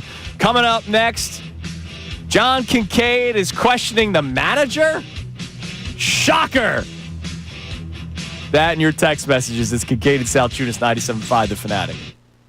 Now on 97.5 The Fanatic Sports Update. A series sweep for the Phils. I'm Connor Thomas, and the Phillies completed the sweep over the Rangers yesterday, a 4-2 victory. It's their first sweep since mid-June. Took them long enough, and it has them with a 5.5-game lead in the National League East, with the Mets getting swept in Milwaukee. It was a great weekend for the Phils. The only real concern from the series was Zack Wheeler's velocity was down again yesterday in his start. He only went 5 innings, but he did say after the game he felt normal. Wanted to go get an image of it so we can treat specifically what needed to be treated, and not try to just guess. So today I felt perfectly normal. So just those couple days and get the right treatment in help me out. Doesn't mean we won't still be keeping an eye on Wheeler. The Phillies start a series in Cincinnati with the Reds tonight. 6:10 p.m. first pitch with Taijuan Walker on the mound. Andrew Abbott goes for Cincinnati. The Eagles had a scary moment during their open practice last night as Landon Dickerson was carted off with a right leg injury. We don't know the specifics. We don't know the severity. We will keep you updated. We're going to talk to Dave Zangaro of NBC Sports Philadelphia coming up at 8:55. We'll talk to Tim Kelly of On Pattison at 9:25 for the latest on the Phils after their big weekend. This update is brought to you by Bradford White Water Heaters. When you need a new water heater, choose one that's built to be the best. Choose Bradford White. I'm Connor Thomas on your home for the best Birds coverage, 97.5 The Fanatic and 97.5thefanatic.com.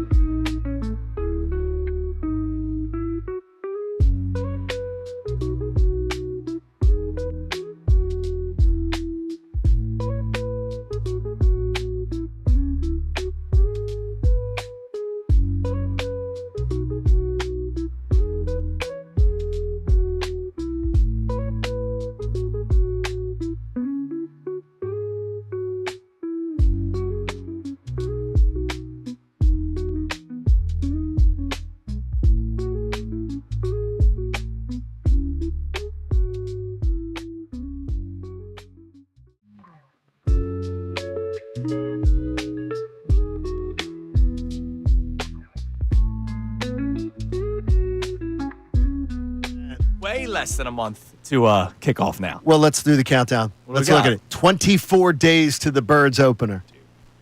46 days till we get on the Silver Bird to go down to Tampa. How about that? With Philly sports I trips. was thinking about that a lot this week. Bet you were. Looking forward to a couple Bet you days. were. Looking forward to a couple of days. It's a very busy weekend, so I'm looking forward to It's going to be a great weekend. down- Oh, you mean some this down- past weekend oh. was busy? Yes. Yeah, 6 well, you're hours. hanging out with Freddie Coleman this afternoon, too, Yes, right? I will be. Yes. I love the fact that you will be convening with my man, Freddie. He's one of my favorites. So I'm looking forward He's to the it. best. Great dude. All right, so we'll get back to our text messages here momentarily because we've had a lot going on. But you wrong? are questioning the manager. I'm just asking a question, and as you roll your eyes and scoff, I'm going to ask. I think it's a very logical question to ask. I'm going to agree with you when Okay. it comes to the sentiment. Good, because the way you frame it like It's just some- I didn't even think about it. Well, the thing is, I think you should think about it because it's so obvious. It's something you should have thought about. All we're hearing now, and I counted because I was on a plane and I had a 6-hour, like whatever it seems like 5.5-hour flight. I counted how many times Phillies players, management, or otherwise, or broadcasters were mentioning, wow, how the Phillies bullpen now has stabilized.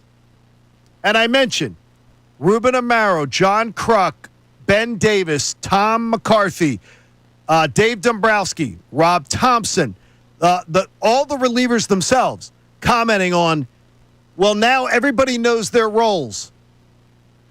Every single one of these people has either been on-air quoting, in print quoting, well, now everybody knows their roles. So everybody feels comfortable and everybody is now able to execute their roles. So I ask you, Why did the manager not have roles for guys in the bullpen all year long? Why not? Well, why the mix and match garbage? I'll say all year. This year. Okay. This year's a tough year. When Alvarado gets. Well, wait a minute. No. Then why not before Alvarado got suspended? I got you. I'm just saying he was going in the ninth inning more than anybody. He was else. not, but he was not the closer. Correct, because they didn't believe in roles, and I agree with you. And he even is quoted, and that is where John Dorkboy had the time to do it. Rob Thompson quoted multiple times this year, early in the season, when Alvarado was not injured. Suspended, where he was quoted as saying, even when Alvarado comes in the best shape of his life, well, we didn't realize he cheated to get there. We're going to mix and match. We're not going to name one guy the closer. We're not going to do that. He wasn't willing to do that. He wasn't willing to give guys roles. And now, because they went out and got a traditional closer, now it's like, well, now everybody's really comfortable because they know their roles. Every player talking about it, how their mind feels at ease. I agree that roles and bullpens are important. And I hate, and it's not just a Phillies thing. It's the closer by committee thing. I hate it. You see it all throughout baseball. And I always bring up there's some guys that can pitch in the ninth, and there's some guys can't. And the guy that can't may have better stuff than the guy that goes in the ninth, but there's a mentality to it. And that is where I say to you, this is one to me that I just go, okay, why did it take this light bulb moment of now Duran's amazing. He's freaking unbelievable. Yeah. So much fun to watch. And I said to you this morning, I'm shocked at how much he pitches to contact. And you made the great point to me of, well, John, everybody knows that he's... Yeah, you don't want to get behind the count with that guy. Right. So he's going to be throwing strikes, and you're going to be swinging because you don't want to be down 0-2 to Johan Duran. So correct. That's why he pitches to contact. Well, that's why guys make contact, if they can make contact. I mean, I think this is a totally understandable sequence of events over the course of the season, right? So, yeah, but it's not just this season. Like, it's been, I got you. Rob Thompson's tenure. He threw Kimbrel in a spot. Kimbrel had a role. They had roles like that. No, but he didn't use him as a traditional closer. In the playoffs, they used him as he then mixed and matched and screwed things up. Because Kimbrel wasn't great. That's the thing. Guys got to earn these roles. So Alvarado was suspended on May 18th. So you lost Hoffman and Estevez, two all-star caliber relievers, and I understand them taking a month and change to try and figure out who's going to work in this bullpen because Romano stunk. Kerkering was rough to start. Strahm was okay. So nobody had really taken that role, and then you didn't have anybody who was a set closer for months because Alvarado was gone, and now they've set it up. Like, I like established roles. I think this is a good thing, and I wish they would have done it. But I could understand if the argument was, hey, nobody earned that. Okay, so. Here's what I'm going to tell you. I'm going to cry complete BS on that. Complete bull crap on that line of thinking. Because Rob Thompson will literally let a guy hit 200 and keep throwing him out there and say he needs to get his opportunities in Max Kepler. So I say bullcrap if a guy is struggling a bit in the bullpen to not keep giving him opportunities. You got to give guys opportunities, especially guys who have proven to you in the past that they can be effective, like Strahm, like Kerkering, like others. You can't, if they have one outing or struggling, and they weren't blowing things constantly. It wasn't like they were being terrible. He doesn't let them get comfortable. Doesn't let them get comfortable because he didn't believe in roles because he wants to mix and match and do this, well, I'm going to use my closer in the seventh or all this mix and match stuff. Now guys are saying, wow, we know our roles. We're relaxed. Yeah, but let's not be revisionist. Nobody was calling for Kerkering, Strahm, Romano to be a closer at any point this season. No one was saying absolutely we thought Romano would be the closer. Okay, yeah. No, I wanted roles.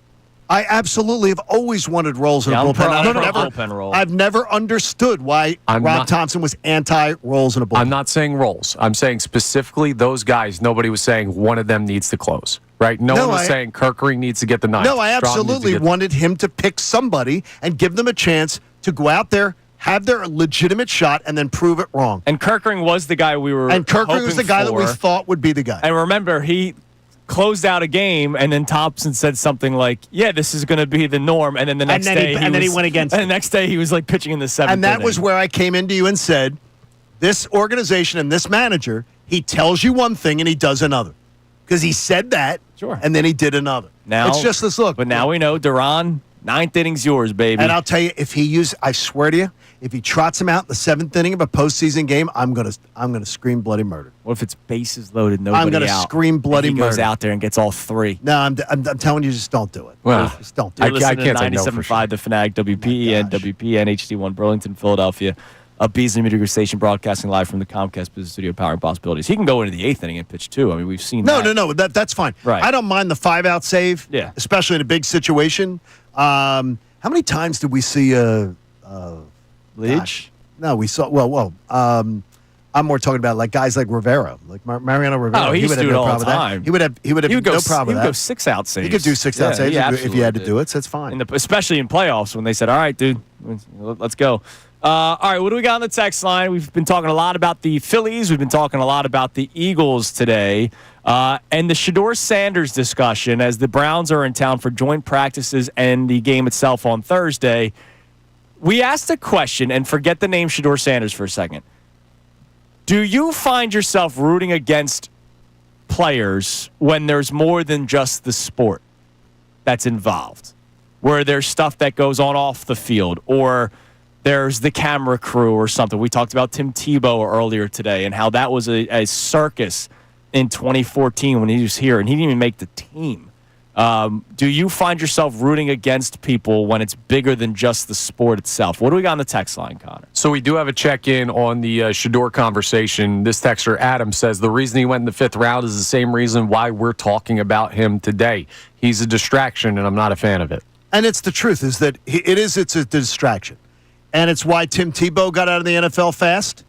It's why Michael Sam, and people tried to make it about his sexuality. It's why Michael Sam got drafted where he did and dropped down, because they were like, "Oh, I'm going to do my documentary with Oprah." Well, you want to do your documentary with Oprah, you're not going to be a 4th-round pick. You're not going to be a 3rd-round pick. Now, the question is, it's whether or not the team also allows it to become a distraction. Like, we've talked about the Eagles, and would they have even allowed, like, a camera crew to come into practice? They may say no right away, whereas Cleveland might go, "Go ahead, kid. Like, there's a chance you don't make the team," right? Because let's face it, Flacco, Pickett, Gabriel, and there could have been a situation where Shador Sanders didn't even make the Cleveland Browns. Now I think they'd be crazy to do that, considering what you saw the other night. Like, there's clearly ability there. I still don't think distraction enough to fall to the 5th round. I'm still amazed by, and to the point where the owner comes out a couple weeks ago and says, "Yeah, that wasn't my decision. I allowed Andrew Berry to make that decision, the GM of the Browns." Like, his own owner is questioning him, which, whatever. To me, that's one of those where you keep your opinions to yourself. You're the owner of a football team. What else we got on the text line? Chris in Tampa checks in on the Phillies topic about the hot stretch, and he says, "I feel better with the Phillies if they continue to show me the ability to work to manufacture runs when needed. We saw that yesterday in the series finale in Texas. If those type of at-bats continue, I'm optimistic. These are the type of at-bats the last 3 postseasons we showed we could not have." Yeah, I mean, look, the 9th inning yesterday, even though I questioned Edmundo bunting on a 3-0 count, hit by pitch by Bader, you bunt him over to second, Stott with a C&I single. It was so seeing-eye that Bader actually couldn't run right away, but he gets the third, and then Stott steals second to remove the double play ball, and then Marsh hits a sac fly. Like, that was small ball at its finest, man. That was working out a run. I love that. And that's the kind of stuff that I love the texture there. That's the kind of stuff that we haven't seen. Right. So show me more. Show me more, please. And look, you still had your long ball. Like, Sosa had the big home run that tied the game at 2. Sure. But then you scratched and clawed the other 2 runs. And I like that is important. Yeah, they're doing everything right now, though. Like, this series in Texas, they did everything well. Though, I felt sort of that way the Tigers series, too, though. Yeah. The Tigers series and the Texas series sort of had the same feel to me, even though the Friday night game was like the explosion of runs. Yeah. But both those series had that playoff sort of feel to them. I mean, that's the number 1 ERA team in baseball. You played this weekend, and you managed to do a great job. And that was a fantastic performance. And part of that is the double-edged sword that the Phillies, I don't think, get enough credit for. they've been in a lot of big baseball games over the past 3 years. They have a been. lot. been. And a lot of teams don't have that. And you know what's great about the two? When you look at the total resume of this team and where they're sitting right now, and you say 68 wins, but you look at a season win, the season series win against the Cubs.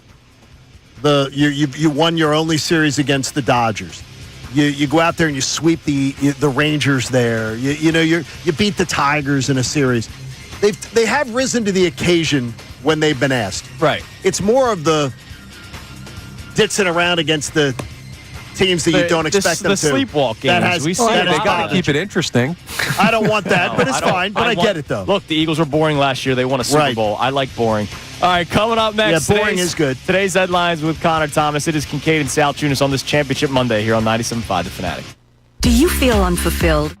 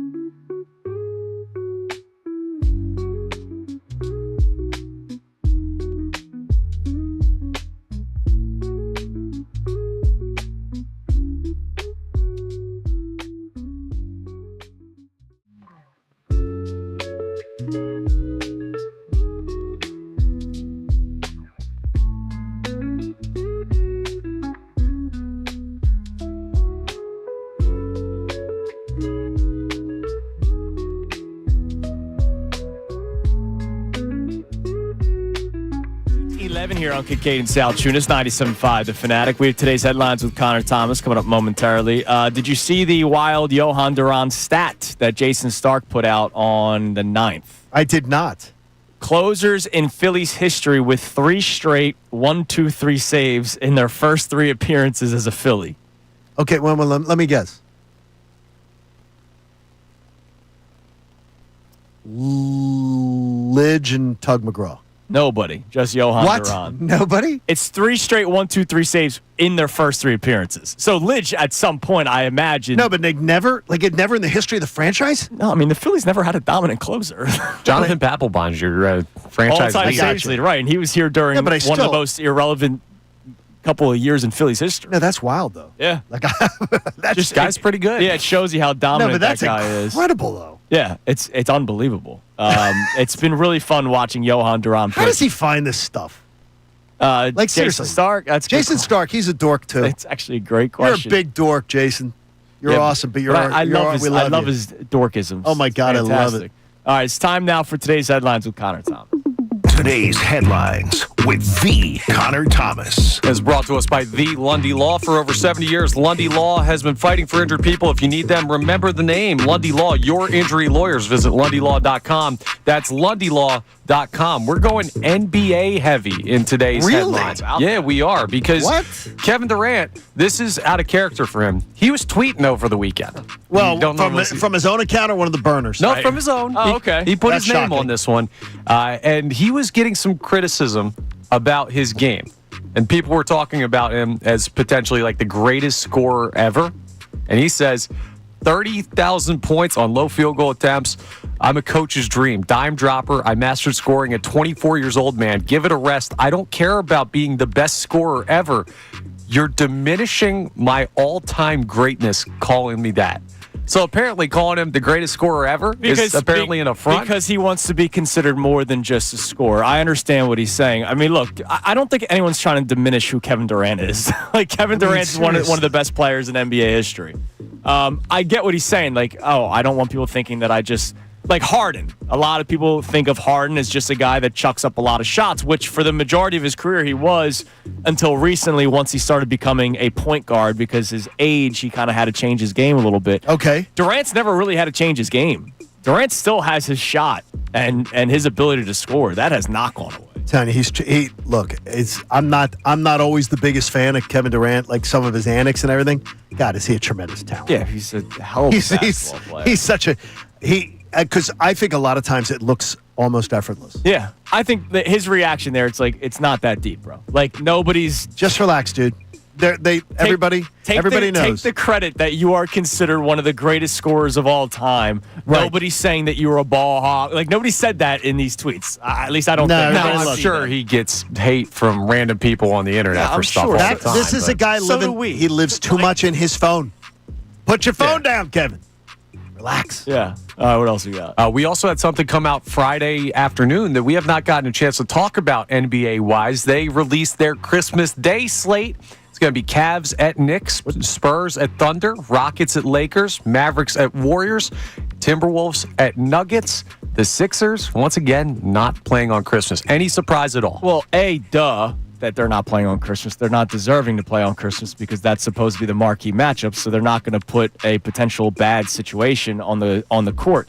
But I'm sorry, here's what I'm watching. Cowboys, Commanders, Lions, Vikings, Broncos, Chiefs. By the way, everybody in America is watching those games because any one of those NFL games you just mentioned is going to do more than every one of the NFL NBA games together. And by the way, Cowboys, Commanders, Lions, Vikings, Broncos, Chiefs, they're not throwing let's do Jags Jets on Christmas Day. They're like, no, we want heavy hitting games on Christmas Day. Good luck. Look, Roger Goodell put it on the table. He does not care about the NBA. Did you see what he said the other day, by the way? No.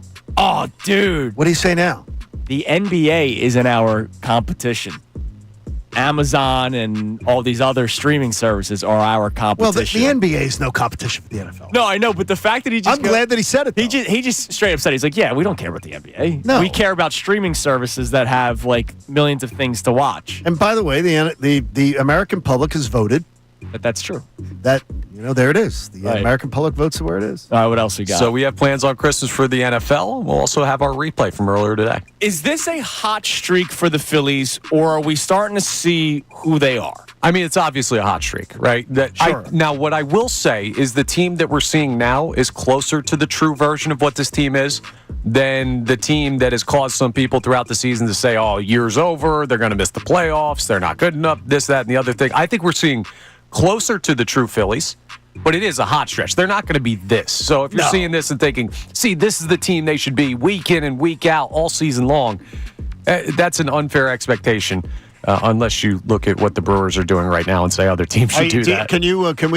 Are the Brewers still not real and everything? No. Connor? I'll we revisit? I'll believe it in the playoffs. Oh, come on. I think they're a You quick stop. exit. Why? The Orioles won 100 why- 100 games a couple years Give me ago. They why got they. bounced right away. Give me why they are. Give me the reason why they are. I don't think their starting pitching will be able to hold up against some other teams in Major League Baseball, and their lineup's streaky. Yeah, they have a solid team that hasn't had a lot of postseason success, and I don't know if I really believe in their ceiling as a They're postseason on team. fire. How many since June? I don't know what their record is since June, but they're They're the most consistent team in baseball, though. now They're they not. are. They're the most consistent team in baseball, though. They just are. They're mind-numbingly consistent. They're just out there. And by the way, they beat really good teams.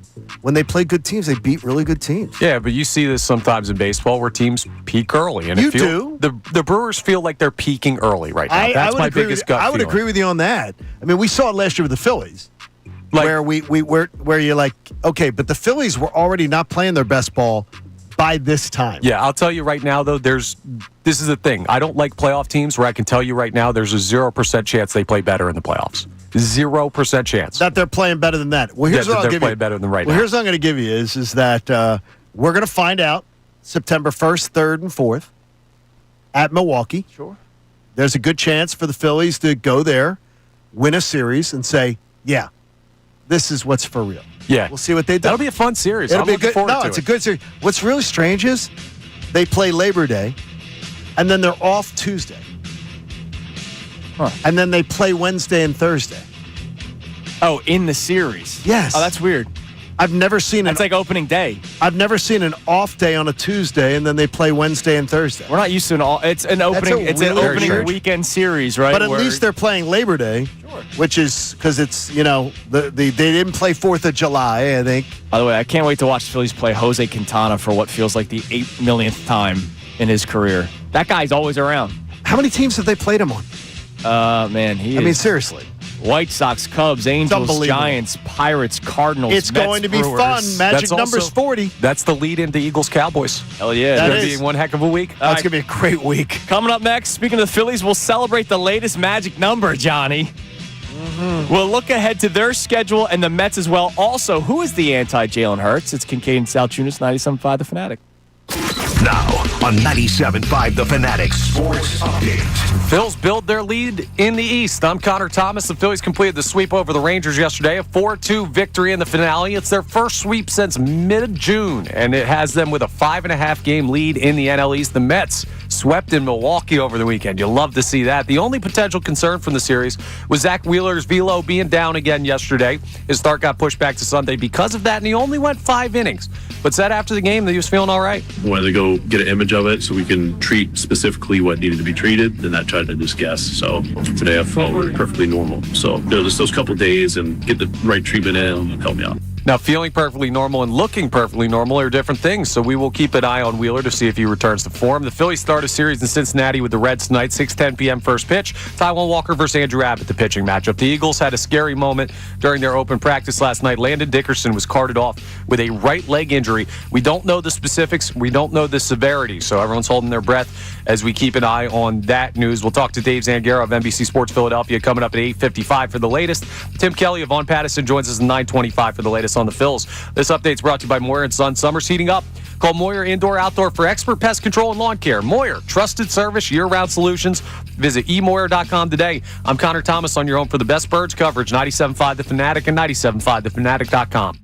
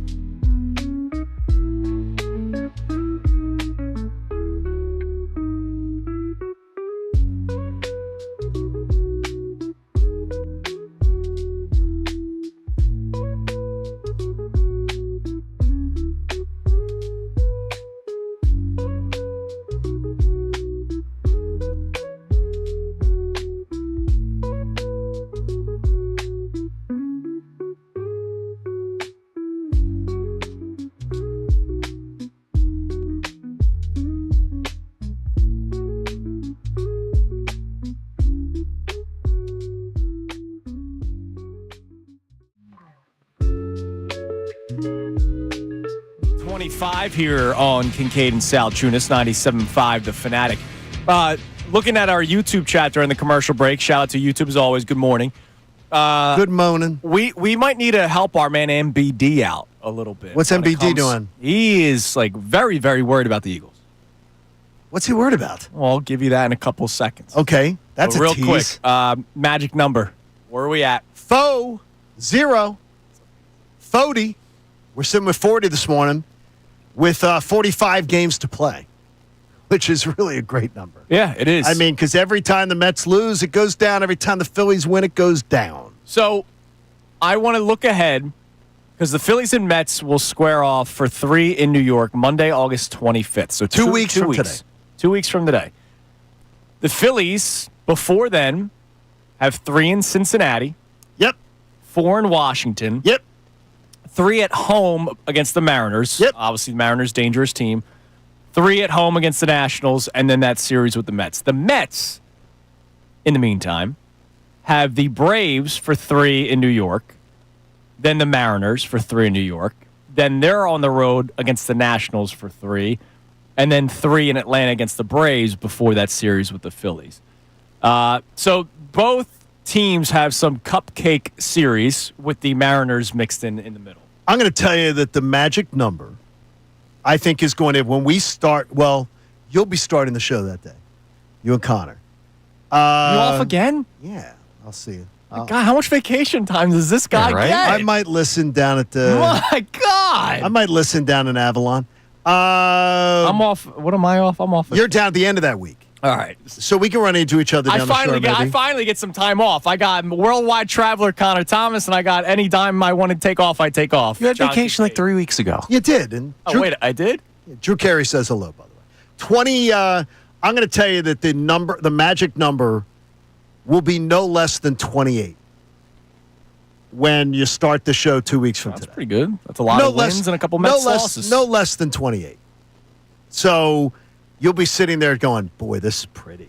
This is pretty. I just follow your Twitter because It's so you nice. keep on tweeting I out the love magic it. number. Well, that's because it was pissing people off. Yeah, I know, a it couple irks weeks. people. I was getting you're gonna jinx it.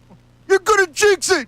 I was getting I was doing it at 55, 56 just to mess with people because they're like, people are scared. I had this one guy this morning. I don't know who, and I try to be kind. Seriously, trying to be kind. But there's some people that just make it really, really difficult. Guy says this morning, he goes, John's ripping the Phillies. John Morris, ripping the Phillies again. Phillies he's ripping the Phillies again. Like, for God's sakes, John, if you can't listen, I said, I will Venmo him for Q-tips. I'll Venmo him money to buy Q-tips. as long as it's the good kind. Like, I'm pro. Oh, no, it's got to be Q-tips. Q-tip. Yeah. You're not supposed to stick those in your ears, though. It's bad for you. Yeah, You know I know, what? but Connor, I'm going to tell you is, go to a ear, nose, throat doctor, and they can do where they put the scrape and this and no, the, they go in and they can take the earwax out. Yeah, I don't need that. By the way, no, life changing. I know. I don't need to awesome. hear about earwax. And you removal can watch it. while I'm eating my granola And you can bar watch here. it. Oh, it looks Yeah, just I like enjoy your your breakfast, everybody. It looks just like your granola Yeah, bar. It's sort of golden brown, just like it. All right, we'll move on. I'm going to move on to MBD's concerns before people stop listening. All right. MBD, one of our great commenters on our YouTube chat. Very active. What's always. up, MBD? What would be concerned about? I'm concerned about the entire D-line not named Carter. He then follows up, very next comment, concern might be strong. Okay. But then he continues. Nolan Smith and Jalix have really small sample sizes. Uche and Azeez Al-Jalari are scrap heap guys. Jordan Davis isn't a pass rush guy. I guess we'll see. Okay, And then he continues. All right. Well, wait a minute, though. To this point, the lie detector has not gone off. Yeah. There's not one thing he said that is a lie. And then he continues. He says, Okay. I guess I'm somewhat annoyed because we have more holes on this defense than necessary. Well, why are they holes? Well, he says, why were we in such a rush to, he says cut Slay, but to not bring back Slay? Well, you and I argued that one. And then We both why were wanted we him in back. such a rush to get rid of Chauncey Gardner-Johnson? Now, obviously, there may be more reasons There for were the more CJ reasons GJ. today. More reasons. But his point, because Darius Slay didn't break the bank in Pittsburgh, Well, he was going to break the bank. Not break the bank, but he was going to cost you a lot more here. Yeah, and you would have been, we already know that they were up against the cap. And so you had to make some moves. And Howie, and I credit Howie for not making the mistake he made in 2018 when he re-signed a lot of older players after winning the Super Bowl, a lot of thank you contracts. He was not taking a pay cut here. Right. Darius Slay was not going to say, cut me, sign me back at a discount. Sure. So he wasn't doing that. But I'm fine with his concern. Now, no, his concerns are very valid. That's a smart Eagles fan. Everything he said was valid. Now, here's one thing that I think is we reacted to it when it happened, and I think it's been lost in the conversation, and I know he brought this up. The Isaiah Rodgers not being here. That's the one that bothers me more than anything. I think they expected him to come back, and then he got a nice offer from the Vikings, and he left. And look, no hard feelings, but I think that was part. I'm just going to guess that was a part of their plans. He was a part of their plans, and maybe the rug got pulled from underneath the Eagles. I think that was the only miscalculation of the offseason. I think that was the miscalculation of the offseason. That's it. That's the one where I go, damn. Like, that's the one that I bet you they expected that to go their way. And because he's CB2, there's no competition. Like, he's your starting second corner, opposite side of Quinyon Mitchell, and then Keely Ringo fights for, some sort of rotational spot. But instead, he's now fighting for the second cornerback spot with Adoree Jackson and now also Jacorian Bennett. And I think that was something that they missed on. Now, the defensive line, we talked about earlier in the show. So MBD's kind of in the same spot. I'm not freaking out just yet, but my point earlier in the show, Nolan Smith and Jalix Hunt, I was excited for as the guys that would rotate in to give Josh Sweat, Bryce Huff, Brandon Graham a breather. They're now the guys, and the backups are veterans in Uche and Ojulari. I think it's smart. The one thing I don't agree with MBD on is I agreed with his total first point, and then it was the second set of comments. Why do we have so many holes? MBD, I can't assume that they're holes because you would have assumed that last year they had a bunch of holes starting a bunch of young guys that I thought the pass rush was going to be horrible last year, and it was not. So not even that. You can't assume them to be holes. Let's say they are. What do they still have on defense? They have Jalen Carter, one of the best budding defensive tackles in football. They have a Defensive Player of the Year nominee coming back at linebacker in Zach Bond. They have 2 Defensive Rookie of the Year nominees playing at the cornerback position. Like, they are still a very good defense, even if those are holes. Look around the NFL. How many teams have that list of what I just laid out there for you? There's some better defenses all around, sure, but it's not like they're bad. Yeah, I mean, I get MBD's point though. I think it's valid to have concerns, but to call it holes, I think is borderline ridiculous. Because you got to have more faith in what they accomplished last year. It's the number 1 defense in the NFL. And the one Isaiah Rodgers thing, though, that's the one that bothers me. I think they were betting on him to come back. And knowing Isaiah Rodgers, he was probably betting on it too. But that's the way it went. By the way, JM says the pass rush was horrible. What the bleep is he talking about? It got better the second half of the season. It got dominant. Wait, did they not kill Patrick Mahomes without a blitz in the biggest game of the year? Yeah. Did I remember that? It was bad dominant. the first half of the season, which is what I said. By the way, till like Halloween, it was below average. Yeah. And then it started to just ascend. Yeah. And it became a force. But that's why I also say, to MBD's point, the small sample size. Like, well, can Nolan Smith do it for 17 games? Can Jalix Hunt do it for 17 games? I think MBD speaks, though, for a lot of the large, rational part of the fan base who has that nagging feeling that, okay, I just got to see more. So just be patient and see more. But the thing is, we got to learn from the patience. Right. Because last year, that team was a lesson in patience. Absolutely. Absolutely. All right, coming up next. Just how confident are we with the Eagles in the NFC East, despite our concerns about the defense? Because, Johnny, I keep looking around and asking, who's going to take down the Eagles in this division? It's Kincade and Salciunas, 97.5 The Fanatic. Now, a Birds Insider update on 97.5 The Fanatic and 97.5thefanatic.com. I'm Connor Thomas, and we have our first not great Birds update of the preseason. Last night, the Eagles held their open practice at Lincoln Financial Field, and it turned into a bit of a nightmare situation with Landon Dickerson going down. He was carted off with a right leg injury. Now, there are no specifics out yet on the injury or exactly the severity of it, but that would be a big loss for the Birds if it was anything substantial. We will keep you updated, and we're going to talk to Dave Zangaro of NBC Sports Philadelphia coming up at 8:55 for the latest on that situation.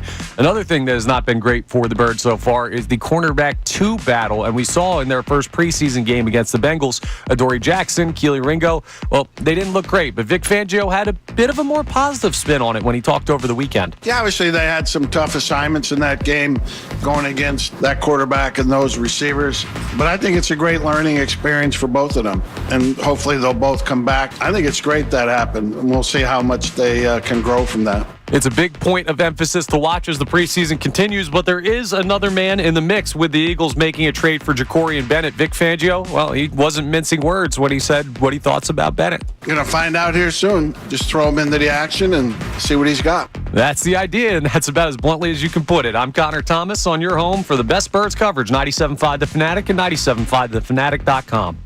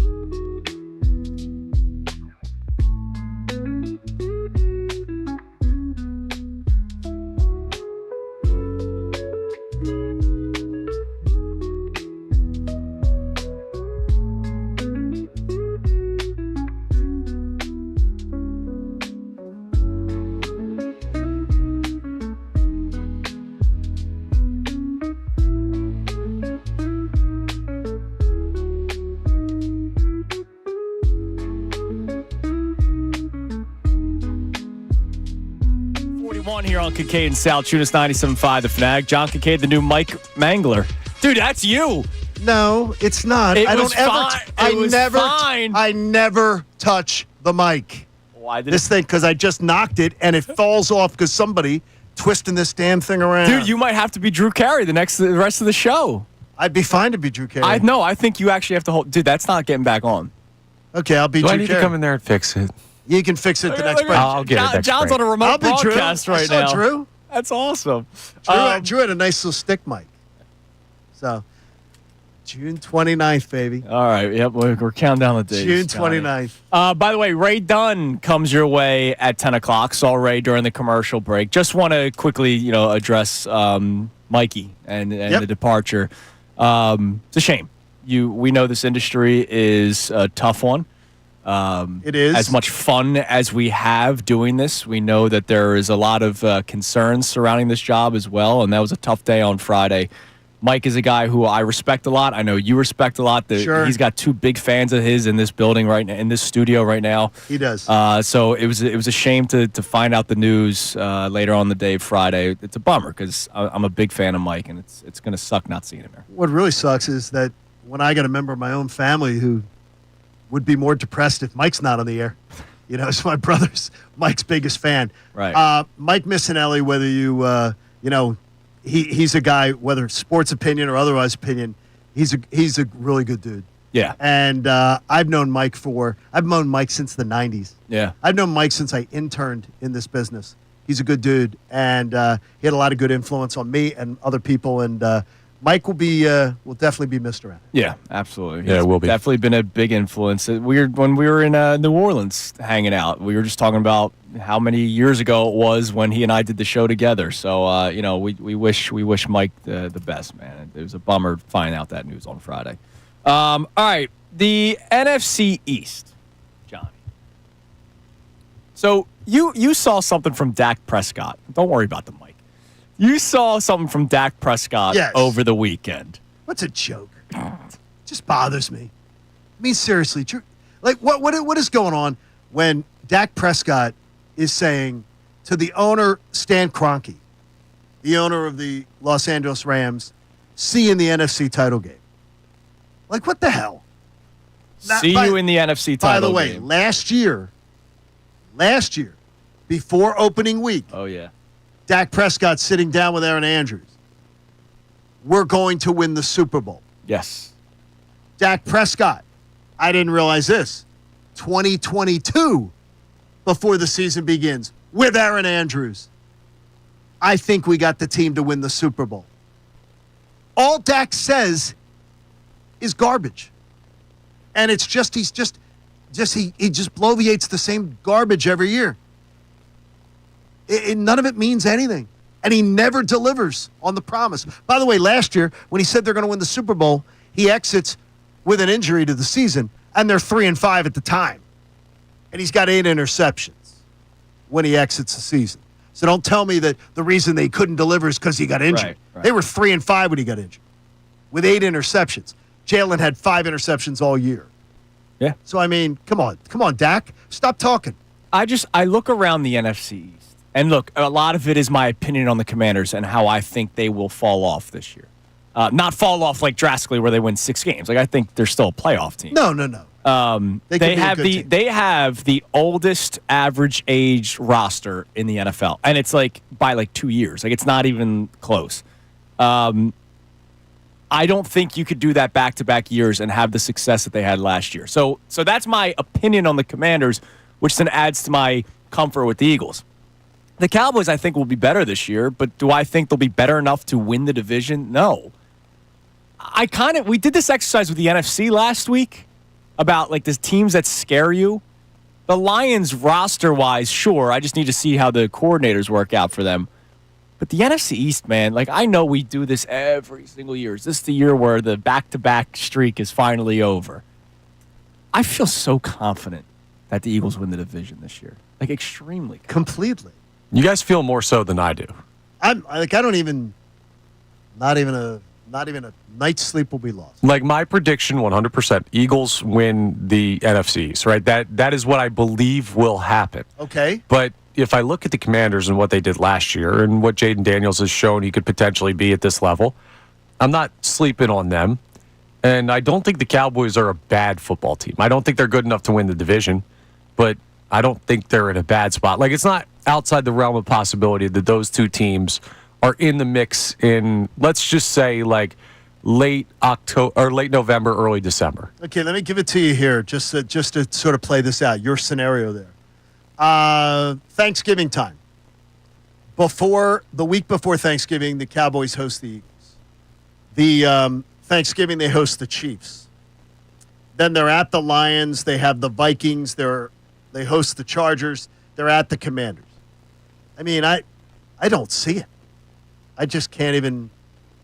I can't imagine. Yeah, it's tough. It's a tough road. I can't imagine. It's not so much schedule, because you're right? Like, at the end of the day, I think the Eagles are the best team in this division. I think they win the most games. I think they move on as NFC East champs. So there's but you get a nagging feeling about something. What is it? I just don't think with those two teams and looking at the rosters, it's good to go into the season saying they can't.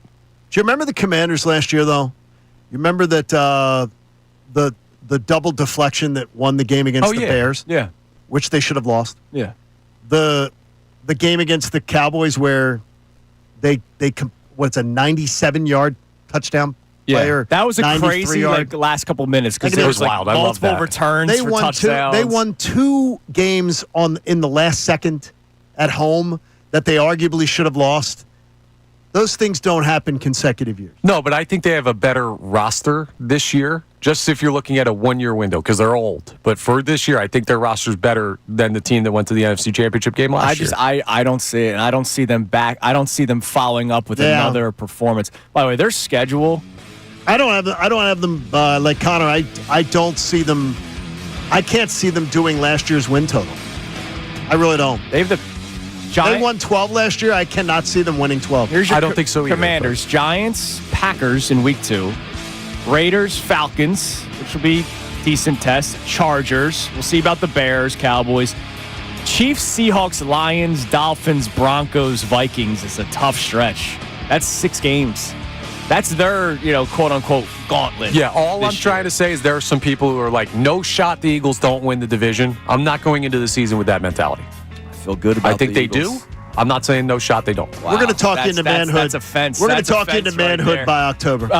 Bill and Connor Fencing is back, man, for another year of advertising. If you're on a fence about a fence, call Bill or Connor. All right, coming up next, we'll recheck our text line, reset the show. Come also, fix my mic. We've talked about Shador Sanders a couple of times today. Do you have more interest this week because of it? It's Kincade Salciunas, 97.5 The Fanatic. Now on 97.5 The Fanatic Sports Update. A great weekend for the Phils. I'm Connor Thomas, and the great weekend for the Phillies was not just in Texas, but we'll start there. They finished the series with the Rangers and completed the sweep, a 4-2 victory yesterday. It's their first sweep since mid-June, and they now have a 5.5-game lead in the NL East because the Mets got swept by the Milwaukee Brewers. So, good things for the Phils all over the place this weekend. The only potential concern from the series in Texas was Zack Wheeler's velocity being down again. He went only 5 innings yesterday, but said after the game he feels all right. Wanted to go get an image of it so we can treat specifically what needed to be treated, and that tried to just guess. So today I felt perfectly normal. So just those couple of days and get the right treatment in help me out. The Phillies start a series in Cincinnati with the Reds tonight. 6:10 p.m. first pitch for Game 1. Taijuan Walker against Andrew Abbott, the pitching matchup. The Eagles had a scary moment during their open practice last night as Landon Dickerson was carted off with a right leg injury. We don't know the specifics. We don't know the severity. We'll keep you updated on that. We talked to Dave Zangaro of NBC Sports Philadelphia. Coming up next, we'll talk to Tim Kelly of Vaughn Pattison at 9:25 for the latest on the Phillies. This update is brought to you by Rapid Radios. Their instant push-to-talk walkie-talkies with nationwide LTE coverage. For a limited time, you get 60% off and free UPS shipping at rapidradios.com. Use code radio for an extra 5% off. I'm Connor Thomas, and your home for the best birds coverage. 97.5 The Fanatic and 97.5thefanatic.com.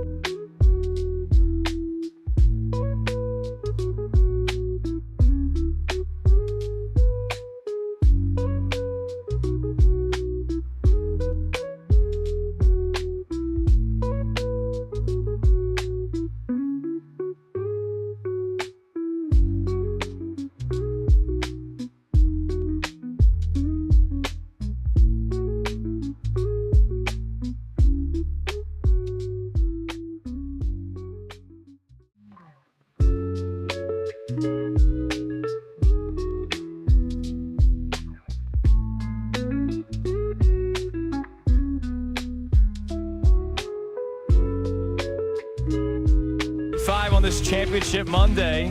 Championship Mondays on the Fanatic, presented to us by our friends at Pierce Phelps, Bryant Heating and Air Conditioning Contractors with NoPayBryant.com. You're listening to 97.5 The Fanatic, WPEN, and WPN HD1 Burlington, Philadelphia, a Beasley Media Group station, broadcasting live from the Comcast Business Studio, powering possibilities. The Eagles welcome the Cleveland Browns to town for some joint practices to talk more about the upcoming week of Eagles practices and last night's open practice from NBC Sports Philadelphia.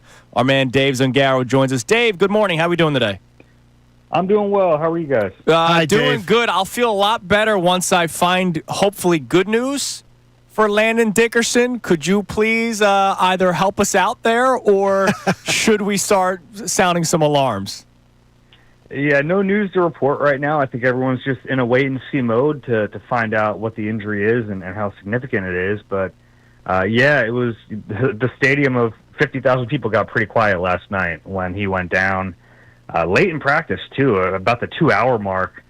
He goes down and needs to be helped off the field. He walked a little bit on his own power, but had two bodies next to him helping him off. Then he gets carted inside. So that's the last we saw of him last night, and we're just kind of waiting to see what happens here. But obviously, I don't need to tell you guys that will be a significant loss for the Eagles if this injury is serious. The idea that when someone rides off in the front of the cart, though, that's sort of they're sort of seeing things about it that didn't seem like normal protocol of a really, really scary injury. Is that unfair of me to say, or out of line? Not out of line. I think probably a little dangerous to read too much into it, because we've seen kind of wacky things happen. Sure. You know, Kobe hits a free throw and walks off the court, right? Like there are things that happen that aren't necessarily great indicators. So, you know, it's right now everyone wants to speculate and wants to figure it out, but I don't think anyone truly knows until the testing gets done. But, yeah, I mean, Landon has been really solid for them, and he's played through injury. We saw it in the playoffs last year, and it was a big concern when the Eagles drafted him in the second round were all the injuries he had in college. And it's not like he hasn't been hurt in the NFL. It's just been stuff that he's been able to play through. I mean, just in this training camp alone, he's been on the injury report twice, once with the ribs injury and once with a knee injury. So he's just been really tough and has battled through injuries basically his entire career. But we'll see where this goes, because you're already weaker at one of the guard spots after Mekhi Becton leaves, even though Tyler Steen has played pretty well in camp. So if you have to weaken that other guard spot, it's not ideal. We'll see what they decide to do if they need to make that decision. I would think Matt Pryor, the veteran, would likely be the next guy in. Dave Zangaro covers the Eagles for NBC Sports Philadelphia. Dave, how big of a week is this for Jacorian Bennett, and how quick do you think they mix him in with first-team reps? Yeah, I mean, it was pretty surprising last night. Late in practice, he was out there with the ones opposite Quinyon Mitchell, and he was at the right corner position. I did not start the day with the first team. That was Adoree Jackson, but pretty telling that in his second practice, less than a week after getting traded, he's already out there with the first-team defense. They clearly want to give him a look, and, you know, when the team makes this trade, you have to look at it like they're not happy with the way the cornerback competition has gone, because if you come into this camp and you think, okay, the hope here is that Keely Ringo runs away with this job. And it's not like Keely's been awful, but he's had some ups and downs and has not taken ownership of that role the way I think the team probably hopes he would. So, getting a chance to see a different player in there, a guy who did play pretty well last year for the Raiders and apparently is picking up the defense pretty quickly if they're already putting him out there with the ones. Vic Fangio's not going to do that if he can't trust a player. So, yeah, looking forward to seeing more of him, because the longer this competition goes on without a front runner or a guy who's winning it, I think he's going to be definitely in the mix. How much more do you think you learned from these joint practices compared to preseason games? It's helpful. And the preseason, you have to kind of wait for situations to arise, whereas you get to put them in these situations in joint practices. You want to see red zone. Guess what? You're in the red zone now. And I think it's helpful, too, to see some of the camp standouts against different players. So Amoro Ojima, who's been really good all camp, I want to see him against different players, right? Because early in camp, you're starting to wonder, okay, is this just because he's facing Tyler Steen, who might be the weak link of the Eagles' offensive line? But I've seen enough of Ojima now to think that's not the case. We've seen him against Landon Dickerson, and he's played really well. But there's always that question, because when you're practicing against yourself, it can be really good news for the team or really bad news depending on who you're facing. So it's always fun to see different competition and just different types of players, you know. If you have a Denzel Ward out there, he's a really good player, but he's a different player than Quinyon Mitchell. So like that work is always helpful. You get Myles Garrett come to town. That's always good work for Jordan Mailata and Lane Johnson. So, excited for that. Those are fun, too. They break up the monotony of camp. How real is Darius Cooper, in your opinion? Is this another Paul Turner? Or is this a guy that could actually make some noise if he gets a roster spot?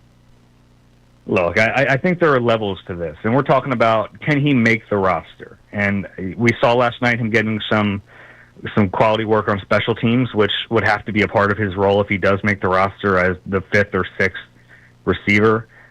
It's not like all of a sudden he's going to be out there catching 50 balls this year. They have A.J. Brown, Devontae Smith, and Jahan Dotson. So it's not like he's going to suddenly become a big part of the offense. But, yeah, I think he does have a shot to make this team. He's been really good all summer. I think before that preseason game, the guy who had impressed me most was Elijah Cooks in practice, but he suffered an injury, and we'll see when he comes back if he can kind of catch up. But, yeah, Cooper's been really good. Good story. Unique build. He's a little shorter, but, like, stout build, kind of a build like a Deebo Samuel, almost like a running back build, but has good ball skills, is pretty tough, and if he can play special teams, I think he has a good shot to make the team. Dave, we were talking about something earlier. It sort of takes you off this subject a little bit to have a little fun with us. Andrew and I both see a step back for the Commanders. When you look at this division, how do you sort of see everything working out within the East? Yeah, I think it's possible to take a step back. You look at them last season, and I think they were ahead of schedule. You know, no one expected them to be in the NFC Championship game last year. So I think a step back is natural for them, but I don't think it's going to be a massive step back. I think they're going to be the second best team in the division. I know people kind of flip-flop between them and the Cowboys. I just look at the Cowboys last year, even before the Dak injury, they were awful. I mean, and Dak wasn't very good. So I know that in their history with Dak Prescott in the regular season, they've won a lot of games, but just last year there was evidence that wasn't the case. So, and I just think they're kind of combustible right now with the Micah Parsons situation. They add George Pickens to the cauldron. Like, I think that I don't love the Cowboys this year. I think the Commanders will be decent. I trust the young quarterback, Jaden Daniels. I think he's going to be a really good player for a long time. So I think there's a baseline for the Commanders that the Cowboys don't necessarily have, but I do think a step back for them is probably likely. Dave, we appreciate the time as always. Keep up the great work, man. Always love your stuff on NBC Sports Philadelphia. We usually steal half of it for content, but trust me, do, Dave. But trust me, we give you the credit. I just want that to be clear. We're not just aggregators, just stealing stuff. We appreciate the time as always, man. Thank you. Of course, guys. Take care. There he is, Dave Zangaro on the Comcast Business Hotline, where every day in business is a big day. Let Comcast Business help you move forward with what's next from NBC Sports Philadelphia. He does great work, man. Like every day I look at what he wrote, and then we usually use it on the show one way or another. I spend part of my Sundays when I'm in the press box. I do spend saying, "Thank you, by the way. We appreciate it. We love your work and we use it." But we always credit. Yes, always credit. Credit is important in this. It's always industry. very credit to work. By the way, there's a lot of people that don't do that. I do want to credit the fact that there is something that has went on today while we've been on the air. A few people have drawn my attention to it. Tyrese Maxey has been doing an Instagram Live. I just saw somebody tweet because he doesn't know how to use a can opener. Oh, hell yeah. Love that.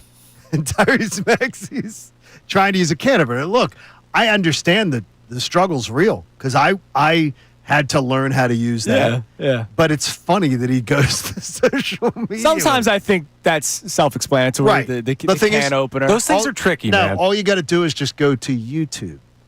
And you don't have to go to Instagram Live. Just go to YouTube. No, see, I don't like that for a can opener because I want to see people be able to figure it out themselves, right? Go through the logical processes of how this thing should work. You can watch anybody do anything, but something's fun about it. It's like driving somewhere without using the map. You're I don't like let's that. see if I can find it. God, I hate that. That's fun. Go on an adventure. I hate it. Quest. Hate it. Now, Tyrese Maxey's on his can opener quest. But you know what's so funny is he's just so likable. Yeah, he's the best. There's nothing. Last year sucked big time. Because you saw some of the life being sucked out of him. Right. And I worry about the big man and Paul George sucking the life out of him. Did you see Paul George this weekend? Did you see that outfit? With the knee brace? Yeah, he's out clubbing with the knee brace. Yeah, that's great. With his gym shorts on. Or underwear, whatever that was. Man. It was good. Whatever he was wearing. He's getting shots up. He's enjoying his offseason, man. Yeah, it's great. I'm glad. The right shots. Don't stress yourself out too much. He's enjoying his offseason. Yeah, it's great. All right, coming up next makes you feel good, doesn't it? As we continue. Get your money in for your tickets. As we continue the show. Unbelievable. Coming up next. Things that happen in preseason games don't go into the record books. But, Johnny, what happened this week, you should rewrite it. I don't care. We'll discuss that coming up next. It's Kincade and Salciunas here on 97.5 The Fanatic. Ricky Bo, Bill Collar.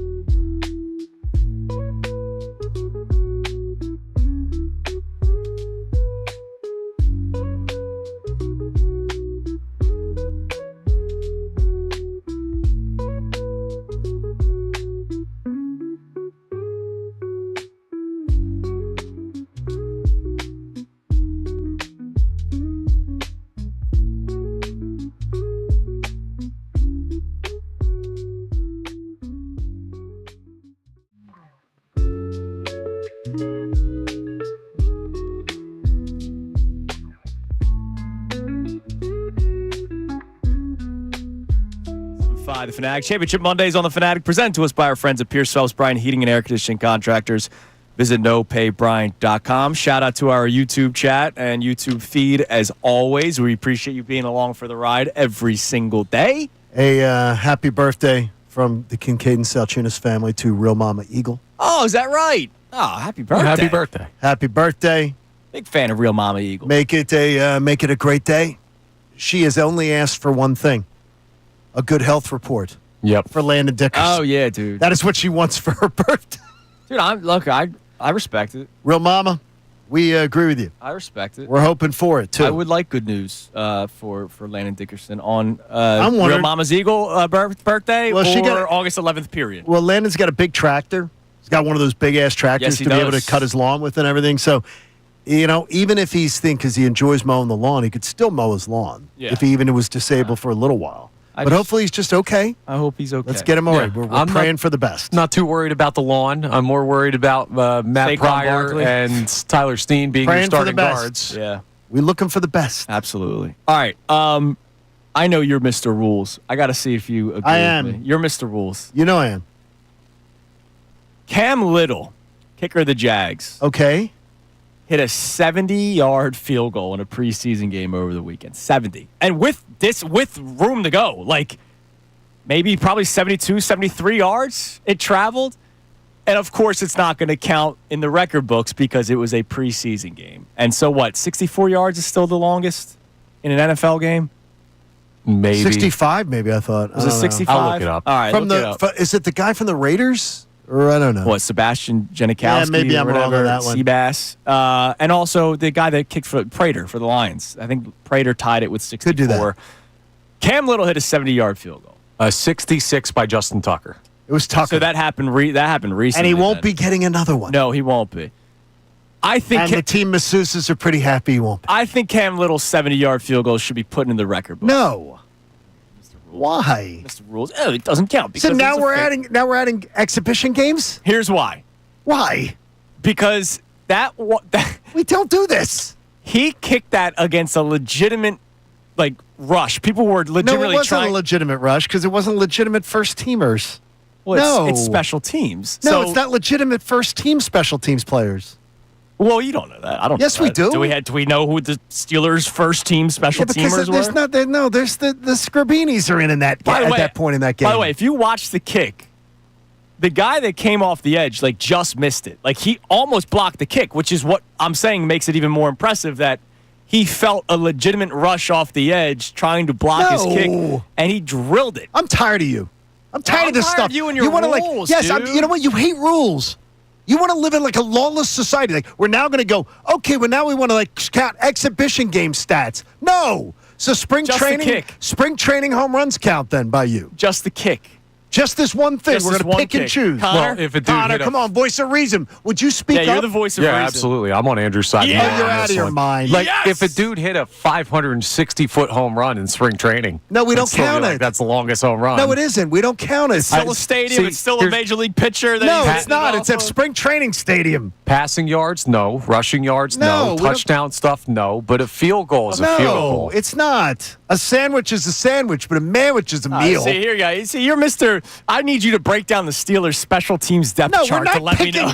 We are not picking and choosing what exhibition game stats count. This is No, ridiculous. you just said he was playing up against Scribinis. We don't know if that was true. Yes, we do. It was in the. I what was don't it? Wait know a the minute. Wait a Steelers' minute. special teams. Wait a minute. Wasn't it in the fourth quarter? No, it was halfway. Or third quarter. Hang on. Was the it? first half? It's not even about who he's playing against. It's not like, well, the field goal plays shorter because the other players out there trying to block it aren't as good.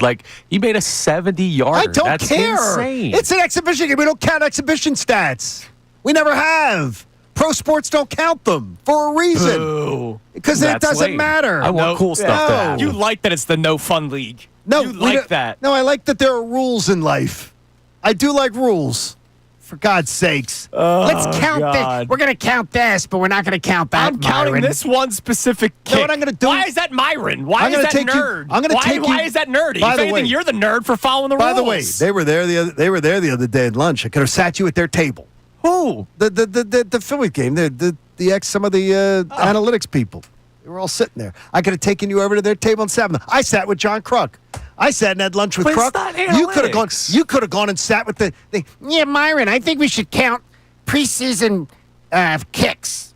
I agree. Yes, it should count, but we shouldn't count passing stats. Dude, I love this. I love this from my man Mopar. Andrew, you need to turn off your microphone. Shoot me now, but I agree with John Kincade. Oh my gosh, Mopar's like, I'm done. I'm done. My life's over. I'm agreeing with John on something. Oh man, look, It's so stupid. That was a legitimate kick against a legitimate rush. It isn't. It wasn't a Yes, legitimate it rush. was, No, it dude. wasn't. Half of those guys are going to be bringing your Amazon box in 2 weeks. You don't know about the guy coming off the edge that almost blocked it. Stop. Because you know the Steelers' depth chart for special teams. Come on now. Name me 3 guys. All right, I'm going to ask Pony right now. I'm going to text Pony. Who's Pony? Pony's Andrew Filipponi, who was the one who was giving you the bad information about the Bednar trade. I'm going to tell Pony right now. I'm going to find out who was playing at that point in that game. Pony. I'll see if the Pony will supposed give to us know something. who the hell Pony is. Well, no, I'm going to ask him right now and see what that says. I'm telling you, See what he man, says. that 70-yard kick, that stands in my book. I agree with in you. the Salciunas record book, Cam Little, longest kick NFL Ridiculous. history. What do we got on the text line, Connor? All right, so we were talking about credit when we talked to Dave Zangaro earlier. Gave us a great interview on the latest with the Eagles. Now, credit to me. I waited a while to bring this one up because I didn't want to read it.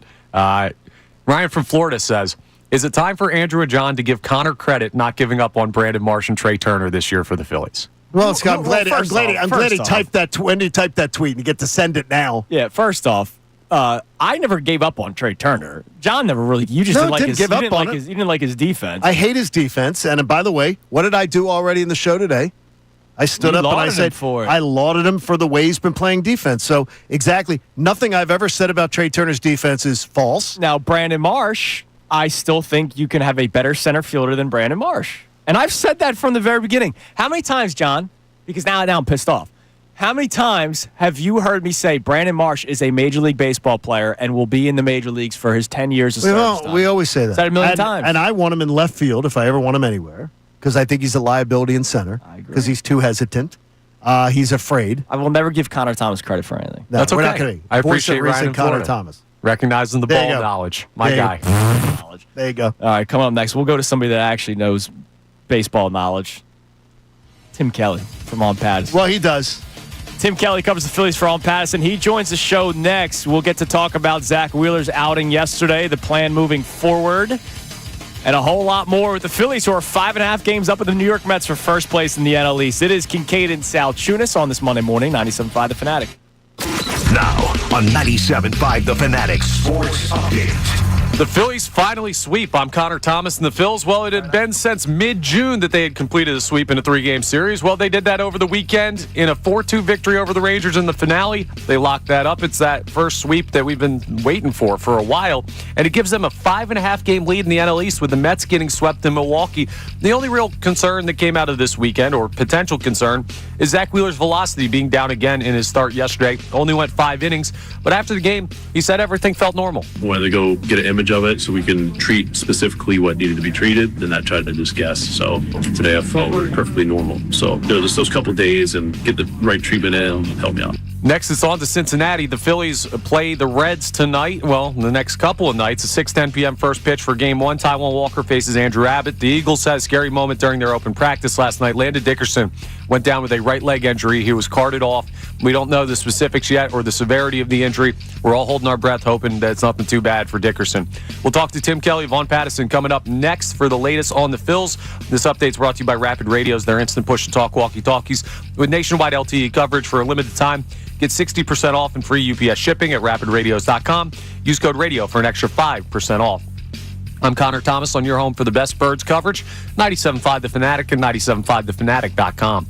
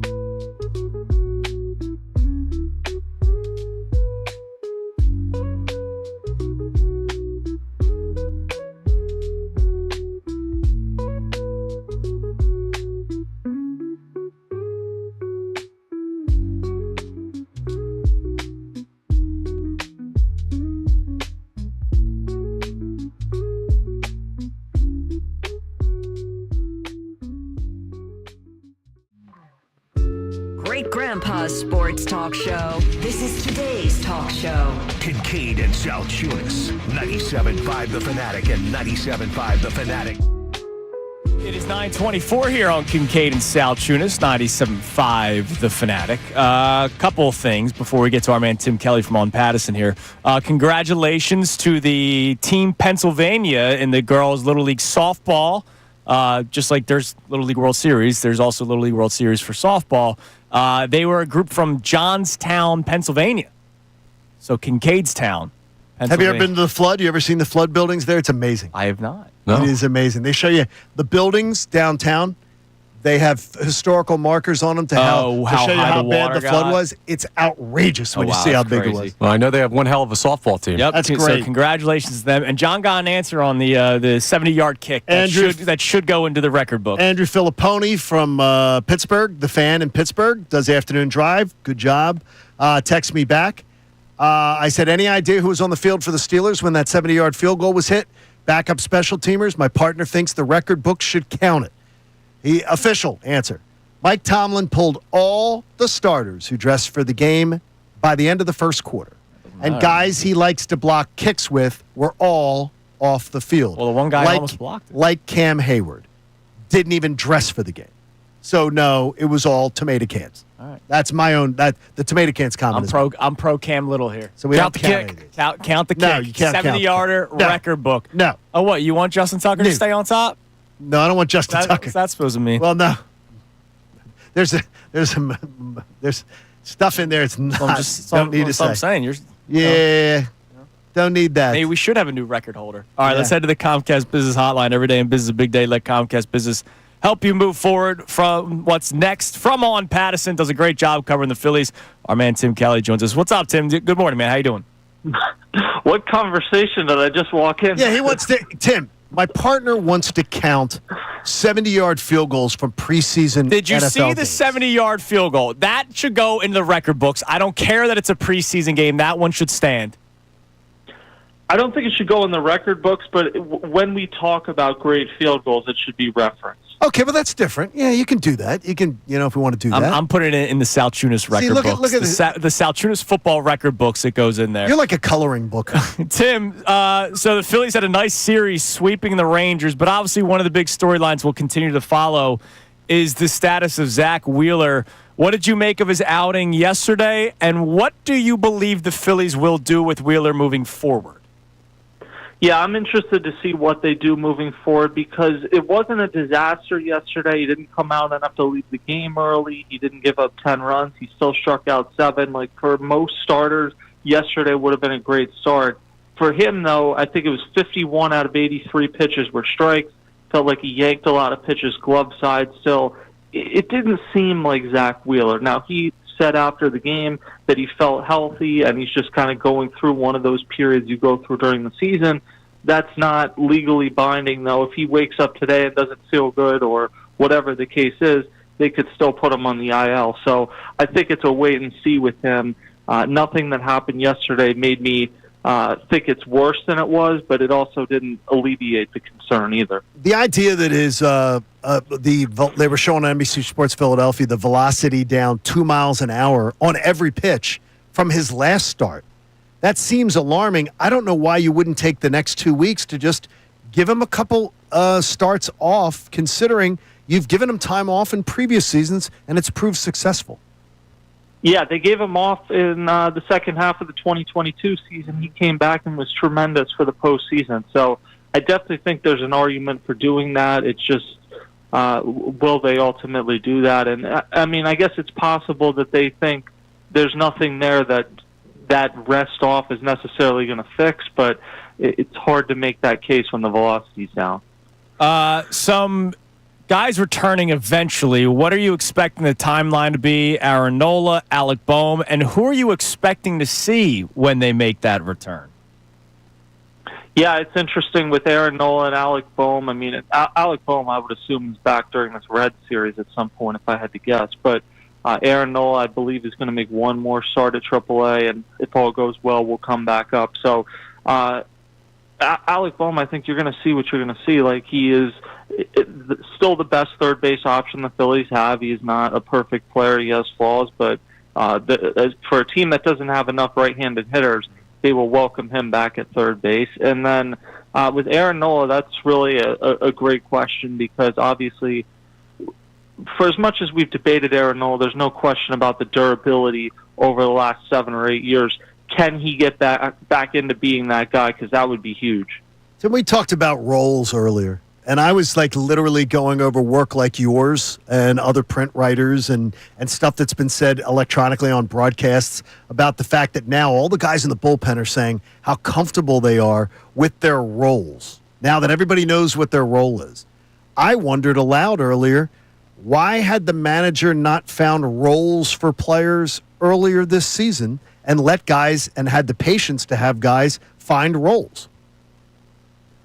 Well, I don't think they had a guy good enough to justify you're going to pitch every day in the ninth inning. Now they have that, and everything kind of falls underneath it. Like previously, I think it made sense to go matchup based in the ninth inning because you didn't really have a shutdown closer. Now you have that, and like you said, it helps everybody else out that they now kind of have a specific spot that they slot into. But to me, that's only possible if you have one guy at the back end that is a sure thing, and they finally have that for the first time in over a decade, probably. Speaking of roles, let's talk about the position players. Obviously, there's the platoon going on at second base right now between Stott and Sosa, even though Stott did start yesterday. Are you expecting that to continue throughout October? And your feel on what the outfield will eventually look like? Yeah, I would expect that to continue. I don't think there's anything wrong with that. I know people don't like platoons necessarily, but Edmundo Sosa kills left-handed pitching, isn't very good against right-handed pitching. Bryson Stott has started to come around a little bit offensively, but has struggled at the plate for much of this season. So I think that makes sense at second base. The outfield's a little more interesting because we've always looked at it like, oh, it's center field and left field that are potentially up for grabs. But then on Saturday, Nick Castellanos was out of the lineup, and they can say the thing about the hard turf all they want. Something about that didn't necessarily check out with me. So, I mean, Nick Castellanos is not hitting well enough right now to be a lock to play against right-handed pitching, on top of the fact that he's graded out poorly defensively. So if that becomes a spot that's open, that's very interesting because I guess some of it would depend on whether Max Kepler gets going. If Max Kepler's not hitting, then you're not going to have him play over Nick Castellanos. But if he's hitting and you can have the outfield of Bader, Marsh, and Kepler, against righties, that might be your best outfield. Gut instinct, when you look at this team and you've been, you follow them to the length that you do, and you see them go about their business every day, do you feel like this is a team that's turned a corner? Or do you feel like, okay, you do. Speak more on that. Embellish on that a little bit for us. Yeah, and I think for much of this season, I felt like this is a good team, but they don't have that World Series feel. And I'm not saying there's not going to be a slump the rest of this season or anything like that, but having Duran at the back of the bullpen has completely changed the complexion of this team. You've gone from having a terrible bullpen to now you start to see your way where if Robertson pitches well, you're going to get Alvarado back for the rest of the regular season. This could be a pretty good bullpen for the rest of the regular season and into the playoffs. Now, you're assuming Zack Wheeler's healthy, but you have a really good starting rotation, certainly your top two. If you have a bullpen that is just good, not even great, but good, all of a sudden, like in an NL where there's not an obvious team to emerge, the Phillies maybe become the favorites. Wow. All right. Who are the odd men out when some of these guys do return? Alec Boehm, Aaron Nola. Could there be a surprise player sent down? Could there be a surprise DFA? What's your read on that? Yeah, I think the one I'm really watching is when Alec Boehm comes back. To me, it comes down to, unless there's an injury elsewhere, it comes down to Otto Kemp or Weston Wilson. And as well as Otto Kemp has played in his first MLB season, I would lean towards keeping Weston Wilson. He's starting to come around offensively. Otto Kemp has struggled playing third base defensively, so that reduces his value to a degree. And the version of Weston Wilson that mashed left-handed hitters in the second half of last season, if you can get him going down the stretch here, I think that's more valuable than Otto Kemp. So to me, that's really the one I'm watching out of all these in terms of what could be a surprise maybe to some people. I wouldn't be shocked if Kemp goes down. All right, what's more likely? That on Labor Day, 3 weeks from today, the Phillies have stretched their lead and pretty much salted away the National League East, or the last week of the season, they will still be trying to hold off the Mets to win? Well, the way the Mets have played recently, I think it's maybe that they've salted it away, maybe not clinched it, but put it to 8 or 9 games where it would take just an epic collapse for them not to finish it off. The Mets just have played so poorly over the last few weeks that the Phillies don't even necessarily have to play that great. If the Mets are going to continue to struggle like this, even to have a 5.5 game lead at this time of the year, like you're talking about, I haven't looked at the percentages, but I would think the Phillies are 70% to win the NL East right now. So even as is, they're in such a good spot. I would say it's more likely that they're on the cusp of clinching the division. Tim, we appreciate the time Thanks, as Tim. always, man. Keep up the great work on Patterson. We love it. We'll be reading more, and we'll talk to you again down the road. See you soon. All right. Thanks, guys. Bye-bye. There is Tim Kelly on the Comcast Business Hotline. By the way, congratulations to James Palmer. Just announced he got a job with The Athletic. Yeah, so he was with that gambling site last Underdog, year. yeah. That's good. So good for him. He's going to be doing Diana Rossini, working with Diana Rossini, and Chase Daniel jumped in with them, right? Yes. Yes. By the way, congratulations to Zach Berman, also going back to The Athletic. We're going to be able to talk to Zach Berman again. About that. Like that. All right. It's always nice. Coming up next, Phil's Reds. We'll preview that series for you guys. We'll check some text messages, and of course, we have the Key 3 all coming your way next year on 97.5 The Fanatic. Hey, everybody, it's Bill Calarulo, and coming up at 2 o'clock on Unfiltered,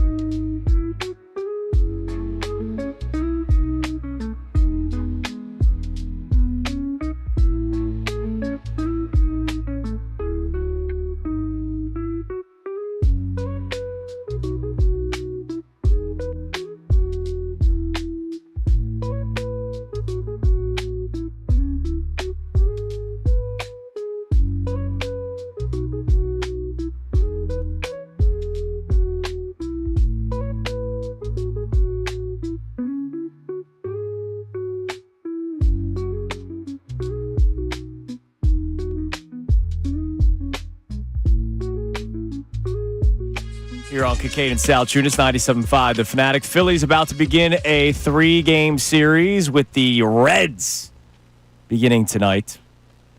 The Phillies will have Taijuan Walker go in Game 1, Ranger Suarez in Game 2, Christopher Sanchez in Game 3. Andrew Abbott, pretty good arm with the Reds. He's 8-2 this year, 2.34 ERA from the left side. Brady Singer goes in Game 2. You should be able to win that one. And then Hunter Green, who's been good this season, goes in Game 3 for the Reds. So some decent pitchers for the Reds in this series. And the Reds have been an okay baseball team that are still just outside of the wild card looking in. Well, I mean, it's there's nothing that should intimidate you after the pitching you went up against this weekend. No, absolutely not.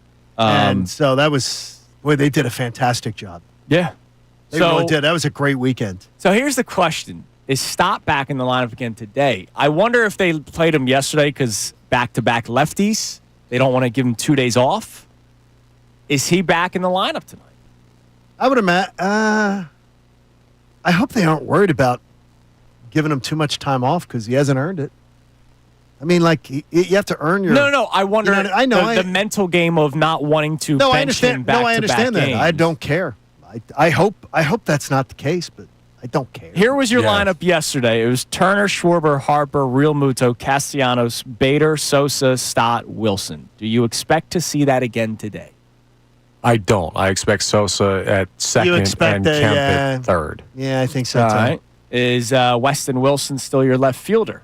Or is Brandon Marsh getting a nod today? Now, Marsh would be a guy I would play today. Because I want to see if he's got it against lefties. I do. Yeah. Because you can't take Marsh out. I go Marsh and left, Bader and center. Like, here's the deal. And I need the Phillies to be honest with themselves. All right.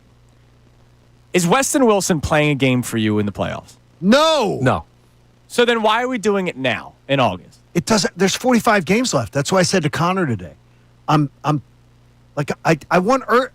There's no. It's one of my big issues. I know. There's no urgency with Rob Thompson. I want urgency. I want there to be urgency, and there is none. I want urgency. There's 45 games left. Let's have some urgency.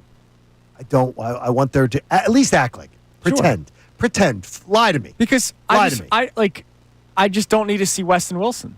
I don't, because I know I'm not going to see him in the playoffs. We won't. So why? I hope not. Why bother on August 11th? If anything, I want you to give this a shot a couple of times. Let's see. And if Brandon Marsh stinks against lefties, then you find that out. And Brandon Marsh deserves the opportunity to show you that maybe things are clicking. The synapses are firing, and he's feeling like he's a different guy. Yeah, maybe. Which would be great. All right, let's go to we got a phone call. Let's go to Michael in Glenmore. What's up, Michael? Hello, Michael. All right, never mind. Michael's not in Glenmore. Not there. Well, there's the... Never heard of Glenmore. Glenmore's where the Little League team's from. That's where the Little League team... Yeah, that's where the Little League team... It's like Downingtown, Glenmore. That's where the Little League team is going to play the Little League World Series. Good luck to them. Hopefully they... Go Glenmore. Pennsylvania sweep, softball and baseball? That would be fantastic. That would actually be awesome. Bills World Series? That would be absolutely amazing. Baseball capital of the world. That would be so great. Why not? Let's do it. That'd be so great. By the way, I'm going to look at if my Bet Parks app will have some betting on it. That'd be great. Yeah, sure. I was like betting on the Little League World Series. Sure, that's not. Well, they did for the Delco team, so you never know. Maybe we'll see. What do we got on the text line? So we have a bunch of people checking in on the field goal thing and all saying it doesn't count. So good, they're smart. Sorry. So people are legitimately understand that rules have to exist. You guys can all be wrong, but that's all right. We also have people checking in on what we might be wrong on because we were talking about Saquon earlier on the Eagles, and a couple people responded to our talk about the yardage. This texter says, seems risky to predict running back yards right now with Landon Dickerson's status unknown. What? Say that one more time. Seems risky to predict running back yards with Landon Dickerson's status unknown. I think that's like crazy town. Well, first off, Landon Dickerson we don't know the extent of the injury. And more importantly, Landon Dickerson, I mean, they will just if Landon Dickerson missed, let's say Landon Dickerson missed 8 games. Do people believe that they're not going to be able to run the football? I think it'll be harder. Yeah, it'll be harder. It'll be harder, but do you think you're not going to be able to run the football? Do people think it's like all of a sudden it'll be harder, but gloom and doom? They're going to be one of the best rushing teams in football with or without. I really believe that. I don't get that. I don't know. That feels flippant on Dickerson's impact to me. Like your tackles That are they're still going to be good, one of the best football. They will be one of the best rushing teams in football. I don't believe that's flippant. They're going to be one of the best rushing teams in football. Will they be the best? Maybe not. They're going to be one of the best. That offensive line's great. They're great. Well, they're great if people are healthy. But if you've got Tyler Steen and Matt Pryor as your two guards, outside of Cam Jurgens, who has been good, but he's not all-pro good, the middle of that offensive line all of a sudden becomes a bit of a question mark. Yeah, we don't know what guys are till they really get the opportunity to play, too, because we learned last year. I just I don't know why we don't know the extent of the injury. He could be back week 1. Yeah, maybe not. We'll find out. Like, what do people think? If Landon Dickerson was out, do we think the Eagles' rushing attack is going to drop to out of the top 10 in the NFL? No, it'll probably still. I'll bet I'll bet because I'll cover the bet. If anybody wants to bet me, I'll cover the bet. No, but remember, we're talking about 1,500, 1,600 yards what I'm saying for is Saquon. That's not a small total. No, so it's not. I understand people seeing that injury and being like, I don't really want to predict anything until we know what's going on with him. But we don't know. I got it. That's All fine. right, what else we got on the text? All right, we also have a check-in on that conversation where this texter, Eric from Virginia, says 1,500 yards is only 88 yards a game for Saquon. That seems easily attainable, in my opinion. I agree. I think 15 is the floor, like absolute floor. And that's thinking that maybe he misses a couple games and, or maybe they rest him for a game. He'll still have like one of those 130, 140 games. Like that's I think he's going to have a couple. I think he's going to have a couple games that he's up over 180. Yeah, but that floor is something that no running back has ever done following a 2,000-yard season. History of the NFL. It's never happened. The extra game helps, and that's a big part of it. And that's a big part of my. That's a big part of my thinking. Hearing the floor, something that hasn't, even with the extra game, ever been done, though, feels like the Jalen Hurts stats conversation from last year. It feels a little lofty, just to me. Okay. Fair enough. What is his? It would be so someone's saying that they're expecting a drop-off of 25% from Saquon Barkley. I'm not expecting a 25% drop-off. Not at all. Yeah, that's a pretty big percent. That's a huge drop-off. Huge drop-off. Well, no, I'm not expecting if you see it as a drop-off in production. I don't know if that's what's going to be. That is what it would be. It would be a 25% drop-off in production. If he gets 1,500 yards, it would be a 25% drop-off. So, yes, that's what it would be. Yeah, but I think if the Eagles use Saquon like they did last year, he could come close to replicating it. I think they're not going to use him like they did last year. That's what I keep saying. And that's what plays into this. We're going to see about that. That's what I keep feeling. I'm anxious to see how that all shakes out. Yep. All right. It is time now for the Kincade Salciunas Key 3 best minutes from today's show. Now, the Kincade Salciunas Key 3, today's best. And another home run to the total for Kyle Schwarber this weekend. Now 41 on the season. Still making that case to win MVP. And, of course, still making that case for his bank account to increase day in and day out. Johnny, welcome back from Hollywood. And a good Monday morning to you. And a good morning to you and to Connor and to everybody here at the Fanatic. I'm great. It's good to be back. Phillies sweep the Texas Rangers. Is this a hot streak for the Phillies, or are we starting to see who they are? Because we've now seen them take 2 of 3 against the Tigers, and that was a marquee sit-down, watch every single pitch, all 3 games matchup. Drama, great baseball. Playoff-like feel. Oh, it was fantastic. Then they take 2 of 3 against the Orioles, and it was a beatdown, games 1 and 2, and then they sleptwalk through game 3. Yeah, they sleptwalk through that. And then they sweep the Rangers. So we have now seen the team post-trade deadline where they acquire Johan Duran to bolster their bullpen in a big way. They acquire Harrison Bader. So are we starting to see the Phillies that we expected to see before the season started? The Phillies that we thought would be more consistent than the roller coaster that we experienced through the first, 2/3 of the season? Or do people believe this is just a hot streak? I think if you can't see that the Phillies are playing better baseball, I think you're trying to come up with a narrative that's against it. This is a better baseball team. This is better baseball to watch. I'm watching a better baseball team. And the number one thing that sticks out to me, though, is overall, for the most part, except the first inning yesterday, defensively, I'm having much much less WTF moments watching this team. Absolutely. I mean, the only thing I'll still question is, can this platoon work? Eagles, the open practice at Lincoln Financial Field, and Landon Dickerson went down. He got kind of tripped up. It looks like he got stepped on by Jordan Mailata. Right.